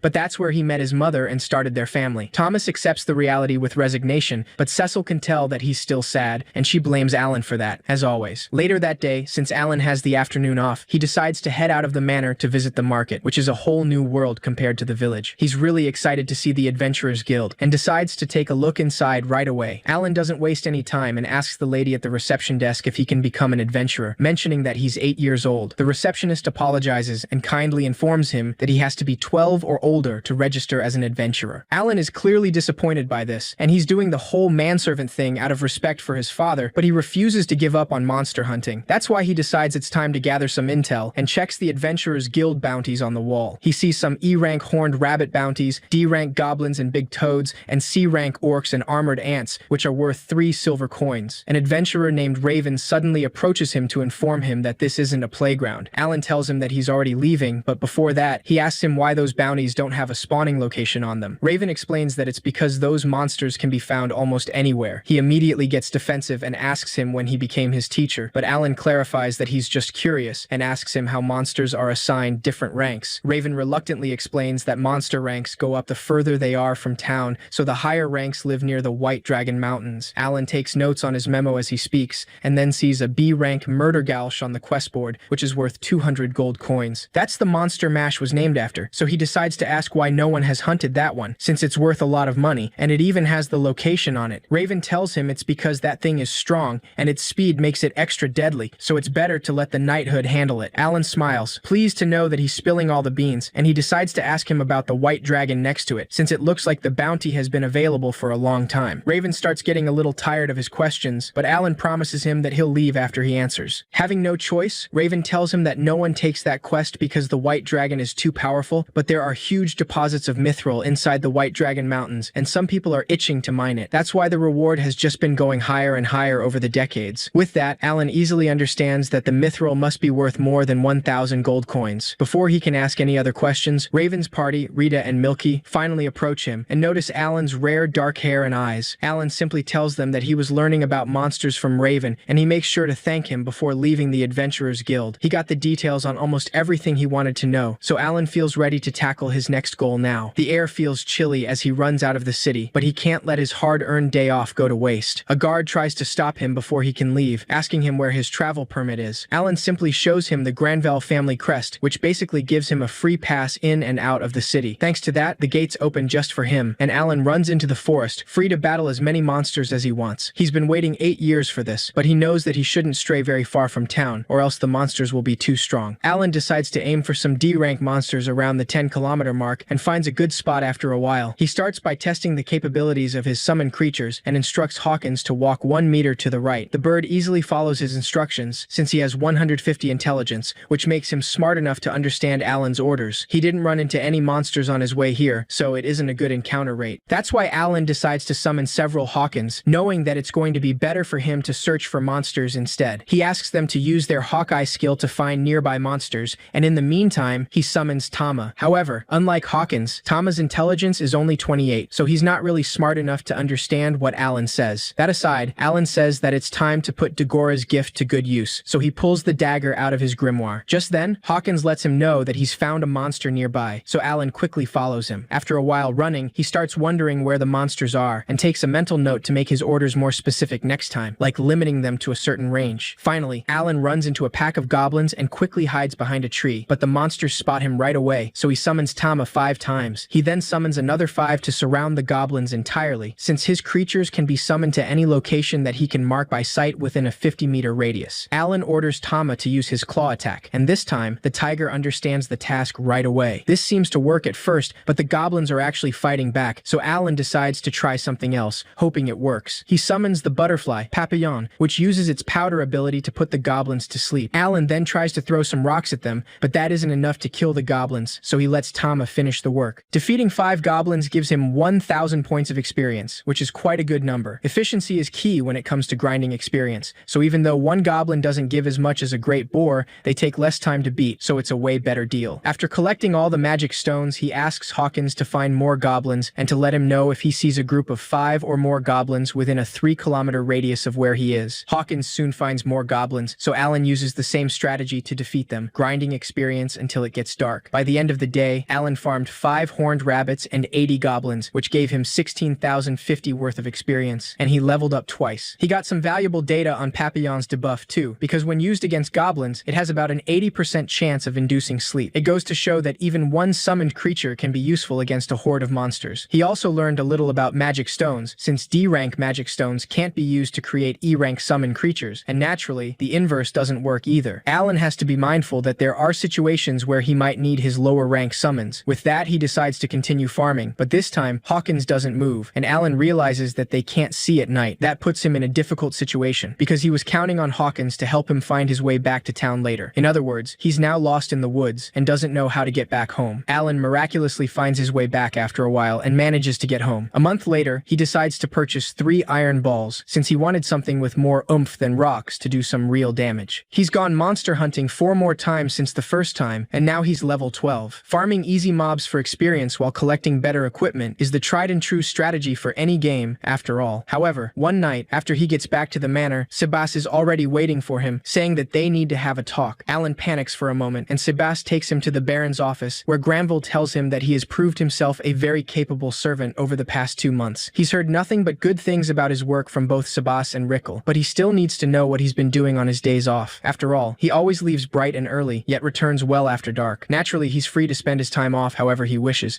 but he wants to keep abreast of his activities. Alan easily understands why they'd get concerned, so he decides to be as honest as possible and confesses that he's been hunting monsters in the forest outside of town. Granville asks him why he would do that, and without thinking, Alan explains that it's because he's the son of Roden the boar hunter, so hunting runs in his blood. Alan is a little surprised by his own words, since he just said that on impulse, but it felt right. Granville is easily convinced by his reasoning and recognizes that he's the son of a legend, which means he can't help what's in his nature. Sebas then asks him what he's been doing with the horned rabbits he hunts, assuming that he's been hunting E-rank monsters. He warns him that he must stop if he's been selling their meat to a butcher for money, since it could cause a scandal. Alan apologizes, not mentioning the fact that he's just been throwing it all away. Sebas then asks him to sell the horned rabbit meat to the Granville estate instead, saying that they'll give him 1 silver coin per bundle. Alan is surprised by the offer, and he gladly accepts, because it means he can hunt openly and make money off the meat. 6 months later, Alan heads into the forest on his day off, wanting to farm at least 100 goblins today, and maybe some horned rabbits to get more pocket money and magic stones. Hawkins soon informs him about some goblins nearby, but Alan decides to go after eating his fruit. However, the rest of his summoned creatures come all at once, and Alan notices that they're acting weird. That's why he tosses his fruit aside and immediately follows the birds to see what's happening. They're moving too fast, and they're leading him too far out, so it's clear something is going on. Soon enough, Alan finds Raven's party of adventurers, completely surrounded by goblins goblins. Raven is deeply injured, so Rita faces the goblins alone and asks Milchi to run for it. Milchi tells her that she can't leave without them, but Rita insists and asks her to go. The goblins try to attack her all at once, so Alan decides to throw the iron balls he purchased at them, saying that he's here to help. The goblins are thrown off balance, but Alan knows that the iron balls aren't enough to kill them. Since Raven's party is watching him, he can't use his summons in front of them, so it's time to get his hands dirty. Alan pulls out the dagger Dagora gifted him again and asks Rita to take the goblin that's missing a hand. Rita follows his instructions without questioning him because they can't waste any time in this situation. Alan is currently level 12, and thanks to his summon buffs, his attack and agility are over 300, so he can take down D-rank monsters even without his creatures. They take care of the goblins in no time, and Rita immediately approaches Raven to check his state. Milchi tells her that he didn't surpass a trial of the gods, and she doesn't have any MP left to heal him. Rita loses her composure and asks Raven not to die on her, desperately trying to wake him up. Alan tells them that he won't last the trip back to town, so he'll try using some healing herbs he has. Rita tells him that they'll pay however much he wants and asks him to save Raven. Alan uses a leaf of life that he made using Beansy's ability, knowing that it heals HP. He simply places it on Raven's cut, and the wound is healed within seconds despite how bad it was. Rita and Milchi are glad to see Raven wake up and recover so fast, and Alan decides to use another leaf on some of Rita's minor injuries. Milchi is surprised that he's using such a strong healing item on them, but Alan asks them not to worry about it. Raven recognizes him as the kid he met at the Adventurers Guild and thanks him for saving his life. Alan tries to leave as soon as possible because he just wants to get back to farming right away to hit his goal for the day. However, Raven asks him to let them repay him since he owes him his life. Alan simply asks them not to tell anybody about him, and Raven's party easily accepts this, asking him to let them know if there's anything else he needs. Alan then decides to tell them that he's collecting magic stones, so it'd be nice if they could gather 100 E-rank magic stones for him. Raven is a little surprised that that's all he wants, but he and his party accept the request without a doubt, saying that they'll have those ready for him in about a week. Once they leave, Alan thinks about the fact that it took about a month for his father to fully recover after they used the Mellerzy flower on him, but Raven healed almost instantly with the Leaf of Life. That leads him to conclude the Mellerzy flower recovers a certain amount of HP relative to the maximum. It's a percentage-based healing item, whereas the Leaf of Life is a fixed HP healing item. Besides, he only earned 160 experience per goblin in that battle, which is 80% of what he gets when farming them solo. That means the experience isn't divided by the number of people when he defeats monsters in a party. Alan decides to focus on the bigger problem and summons Hawkins to ask him why he ignored his orders, wanting to know if he was just worried about those adventurers. Hawkins nods to let him know that's the case, and Alan is surprised to see Hawkins is actually sapient. He was under the impression his summons were just for providing buffs, using abilities and following orders, but there's apparently more to it. Hawkins prioritized its own feelings over his orders and led him to Raven's group because it knew they were in trouble. Alan recognizes that Elmia made amazing summon creatures, and he decides to apologize to Hawkins, saying that he'll be more careful with his orders in the future in case something like this happens again. A while after that, Alan goes back to the manor to work, as usual, and this time, Cecil asks him for help to get a jar of jam from the top shelf. He internally wishes Hawkins would dump her in a lake for him, but he can't say that out loud. Cecil simply explains that she needs jam to bake cookies because her elder brother Mihai is coming home next spring. Alan loses balance after hearing that, making them both fall and break some jars, but they try to make it seem like a cat did it. The next day, Gravel's family enjoys another nice meal thanks to Alan, who hunted some horned rabbits for them. Of course, Gravel wouldn't expect anything less from Rodin's son, and he also mentions that he heard that Krina village has successfully met their quota of 20 great boars. Even though that's great news, Thomas makes a sad face and asks him why they haven't had any for dinner this year, since great boar used to be a highlight of their winter meals. Alan recognizes that he's right and wonders if they all get sent to the royal capital, because the king was the one who ordered they hunt more after all. Granville just asks Thomas not to be selfish, and Alan thinks that's kind of harsh, since it's crazy to think serfs eat more meat than the son of a noble. Granville's wife mentions that it's still unfortunate they don't have any boar meat to serve, because it will put a damper on the New Year festivities. Thomas decides to ask Alan to hunt a white deer next time, but Cecil quickly scolds him and clarifies that he has to go through her to give Alan orders. His mother tells him that that's a tall order for him, but to her surprise, Alan tells them that he'll do it. Deep down, he just does it for the challenge, because he's pretty sure a white deer is a C-rank monster. Soon after that, Alan heads for the forest, and after a while, Hawkins manages to find a great white deer. Without wasting any time, Alan sends the Hopper squad and orders them to use Provoke to attract the white deer. Just before the deer attacks them, Alan makes the frogs disappear, and then summons them again in the opposite direction. They use their Provoke skill again, and disappear before the white deer can hurt them. This enrages the white deer, and makes it fall right into Alan's trap in the snow with Molly's skill. Now that the white deer is trapped, Alan uses his dagger to finish it off before heading back to the city. A squad of guards guards run to the entrance of the mansion as soon as they see the giant white deer, pretty alarmed by the sight of a monster. They suddenly hear a voice coming from the white deer, but they soon realize that it's actually Alan, who's getting crushed under the weight of the monster. The guards are even more shocked by this, so Alan explains that he went hunting for Thomas, and this deer is for him. Granville and his family soon approach the scene after hearing all the commotion, and they're all surprised to see an actual white deer at the entrance of the mansion. Thomas is clearly happier at this, because it means they now have something special to serve at the New Year's party. Alan is glad that Thomas is happy, but deep down, he knows that this oversized white deer isn't worth the 2,500 experience that it gives, so he's never hunting one again. Granville, on the other hand, is still pretty bewildered by the whole thing, so he reluctantly asks his butler if they're certain Alan has no talent. After all, he doesn't understand how an 8-year-old can hunt a C-rank monster like this, so he wants him to reinvestigate immediately. Sabas follows his orders and meets with Alan that night to inform him that, in light of his recent accomplishments, they have decided to assign him a new position, which is huntsman. He explains that the huntsman has 2 duties, and the first is to hunt monsters to provide food for the family. The second is rescuing townsfolk from any monster attacks, so he'll basically be a hunter employed by the Baron. Alan is clearly interested in this because it means he can just go hunting for monsters every day and call it work. Sabas clarifies that they don't expect him to do it for free, so he will receive 100 silver coins, which is double his current monthly wage. Alan quickly understands that they would rather give him a fixed salary instead of paying per monster like they did before. After all, a white deer is definitely worth way more than 100 silver coins. Sabas notices his hesitation and asks him if he's not satisfied, but Alan quickly tells him that it sounds great. This is the best deal he could ask for, because all he has to do is hunt enough monsters to provide the necessary meat, and then he's free to spend the rest of his time farming goblins. With that in mind, Alan decides to take on the title of huntsman, saying that he'll get started tomorrow. Sabas quickly stops him and clarifies that nobody said he would work every day. Naturally, he must also continue being Cecil's manservant, not to mention his waiter duties, so he'll only need to work as a huntsman once a week or so. Alan's excitement instantly fades, and Sabas notices it right away, saying that his feelings are always written on his face. He mentions that he can just shelve this whole idea if he finds it so upsetting, but Alan quickly tries to school his expression and tells him that he will humbly carry out all his duties. In March of the new year, Cecil excitedly waits for her elder brother to arrive in a magic ship. Alan observes the ship, mentioning that it's quite a sight to behold up close, but even though he knows that it's powered by magic stones, he doesn't know what makes it float. Cecil asks him not to let it slip that she baked him cookies, because she wants her brother to be surprised. Alan accepts her request, and as soon as the magic ship lands, Cecil runs to greet her elder brother, Mihai. She quickly reproaches him for breaking his promise to come visit during summer vacation. Mihai apologizes, and Alan can already tell that they get along well, and given that Mihai started attending the academy last year, he must be turning 14 soon, but he looks older than that. Alan politely approaches him to take his luggage, and Mihai assumes that he's one of the newer servants. Alan confirms this, and informs him that he's been serving the family since last fall. Cecil also mentions that he's doing double duty as manservant and huntsman, and Mihai is surprised that he does that at such a young age. After taking a good look at Alan, he admits that he can tell that he's very gifted. Alan humbly dismisses the praise, saying that he owes it to Cecil's gracious favor, but deep down, he can tell that Mihai is the mature one of the bunch. Mihai gives his sister a souvenir from the capital, and Cecil is more than happy, saying that she'll treasure it forever. She quickly drags him home with her, and tells him that she wants to hear the stories of his time at the academy. Alan is happy to see them getting along so well, and he can't help but think about his own family, hoping that Mash and Mayola are doing okay back home. Later that day, he fills his monster quota after hunting 2 giant monsters, and the head chef is thrilled to see that he even got the big toad he asked for, because this will put a smile on Mihai's face for sure. Rickle informs him that Mihai and Xenov are actually having a duel right now, so Alan decides to go see them right away. He quickly approaches the garden, still carrying the huge monsters on his shoulders like they weigh nothing. Alan is simply excited to see them fight because this is the first time he's seen Xenov using his sword, and Mihai is really holding his own against him. After a while, Xenov decides to leave the duel at that, and tells Mihai that his skills have become much sharper in the past year. Cecil soon notices that Alan is back, and he's carrying quite the haul on his shoulders. Mihai is clearly impressed by this, so he tells him that since he's so tough, he'd love to spar with him for a bit. Alan is taken by surprise and asks him if it's really okay, but once they get Granville's approval, Xenov gives him his mithril sword. This gets him pretty excited, and Alan realizes that he hasn't sparred with anybody since he parted ways with Krina. His stats are specced out for hunting right now, but since he started hunting monsters once a week, he's managed to go from level 13 to 20, so he can probably win. They both get in position, and once the duel begins, Alan lunges at Mihai, making sure he doesn't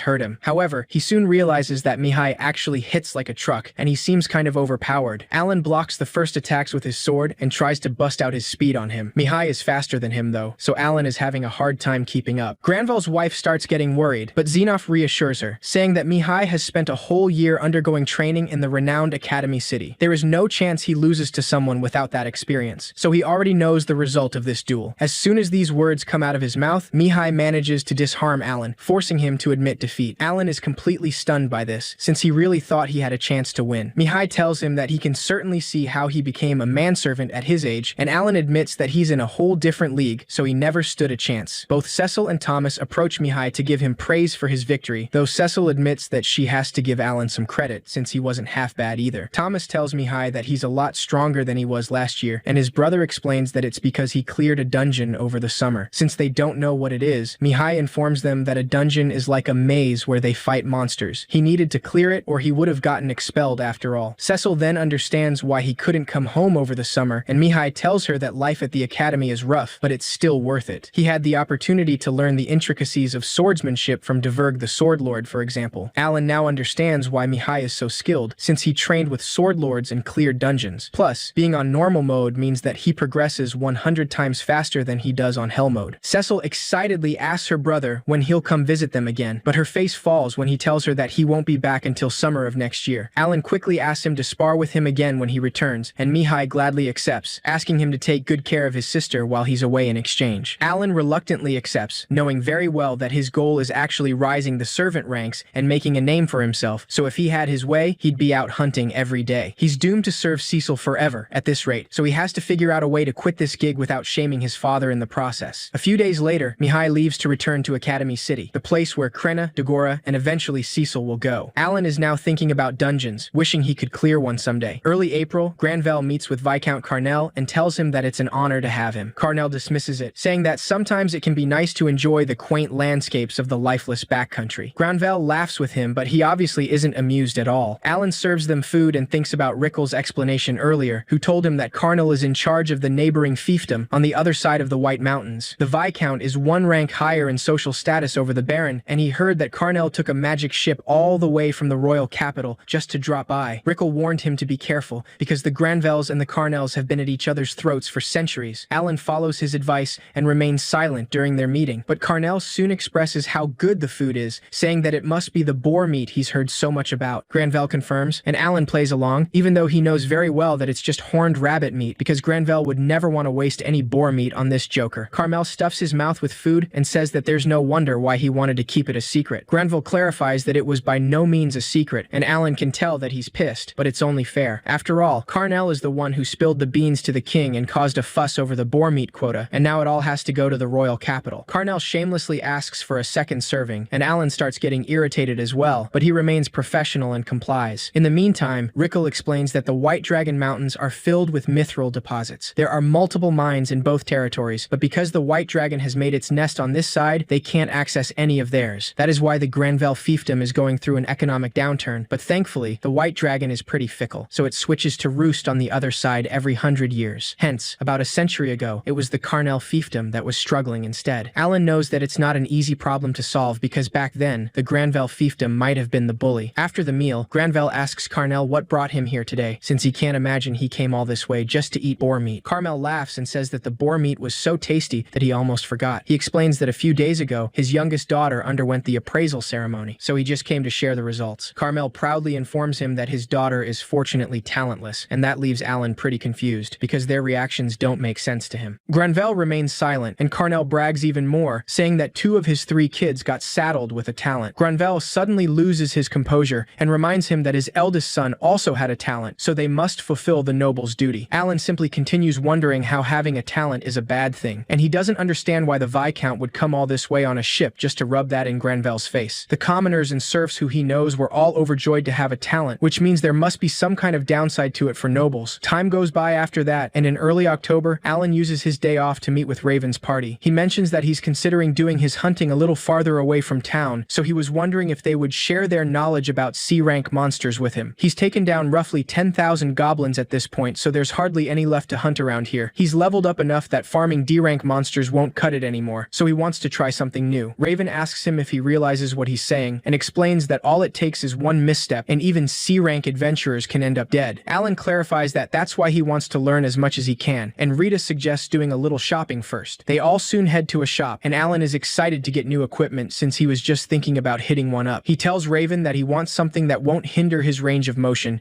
but Rita then makes him try on a pink skirt. Alan keeps his thoughts to himself, silently asking her to give him a break since he's a 43-year-old man. Milchie then suggests a red cape, saying that it looks kind of flimsy, but it's actually very effective. Alan accepts right away, and he soon heads for the forest, thinking that getting new pieces of armor over time is one thing he loves about games. His enhanced skill is up to level 5, and that basically doubles the buff stats of his summons. Hawkins soon lets him know that he has found a C-rank monster, so Alan cautiously approaches the area and sees a sleeping orc. He finds this a little strange, since his summoned creatures never get tired, but even normal monsters need sleep apparently. It's just a lucky break to him though, so he sends the Tama squad right away, but even though they manage to do some damage, the orc wakes up and fights back. Alan asks the Tama squad to keep clawing at it, and soon enough, they manage to defeat the orc, which gives him 1,500 experience. Alan cheers, saying that this will make a good monster to farm for more level ups, and he even scored a C-rank magic stone. He still has a long way to go though, because he's bound to get left in the dust unless he puts in 100 times the effort the normies do. Hawkins soon lets him know that he's found another C-rank monster, so Alan wastes no time and heads near the zone. He sees a C-rank armored ant, and he's glad that there's only one, because Raven told him he almost died from getting swarmed by these monsters. The armored ant suddenly spots him, so he immediately sends the Tama squad to attack. Their claws do nothing against the ant's armor though, so Alan changes the plans and sends Papillon. The butterflies use their scale powder skill, and the armored ant soon falls asleep. Alan quickly jumps at the monster and uses his dagger to try and get the magic stone, but the shell is hard as steel. His attack is 438 right now, but he couldn't do anything against the hard shell despite that. The armored ant begins to wake up, so Alan panics and stabs it repeatedly until he finally defeats the monster out of desperation,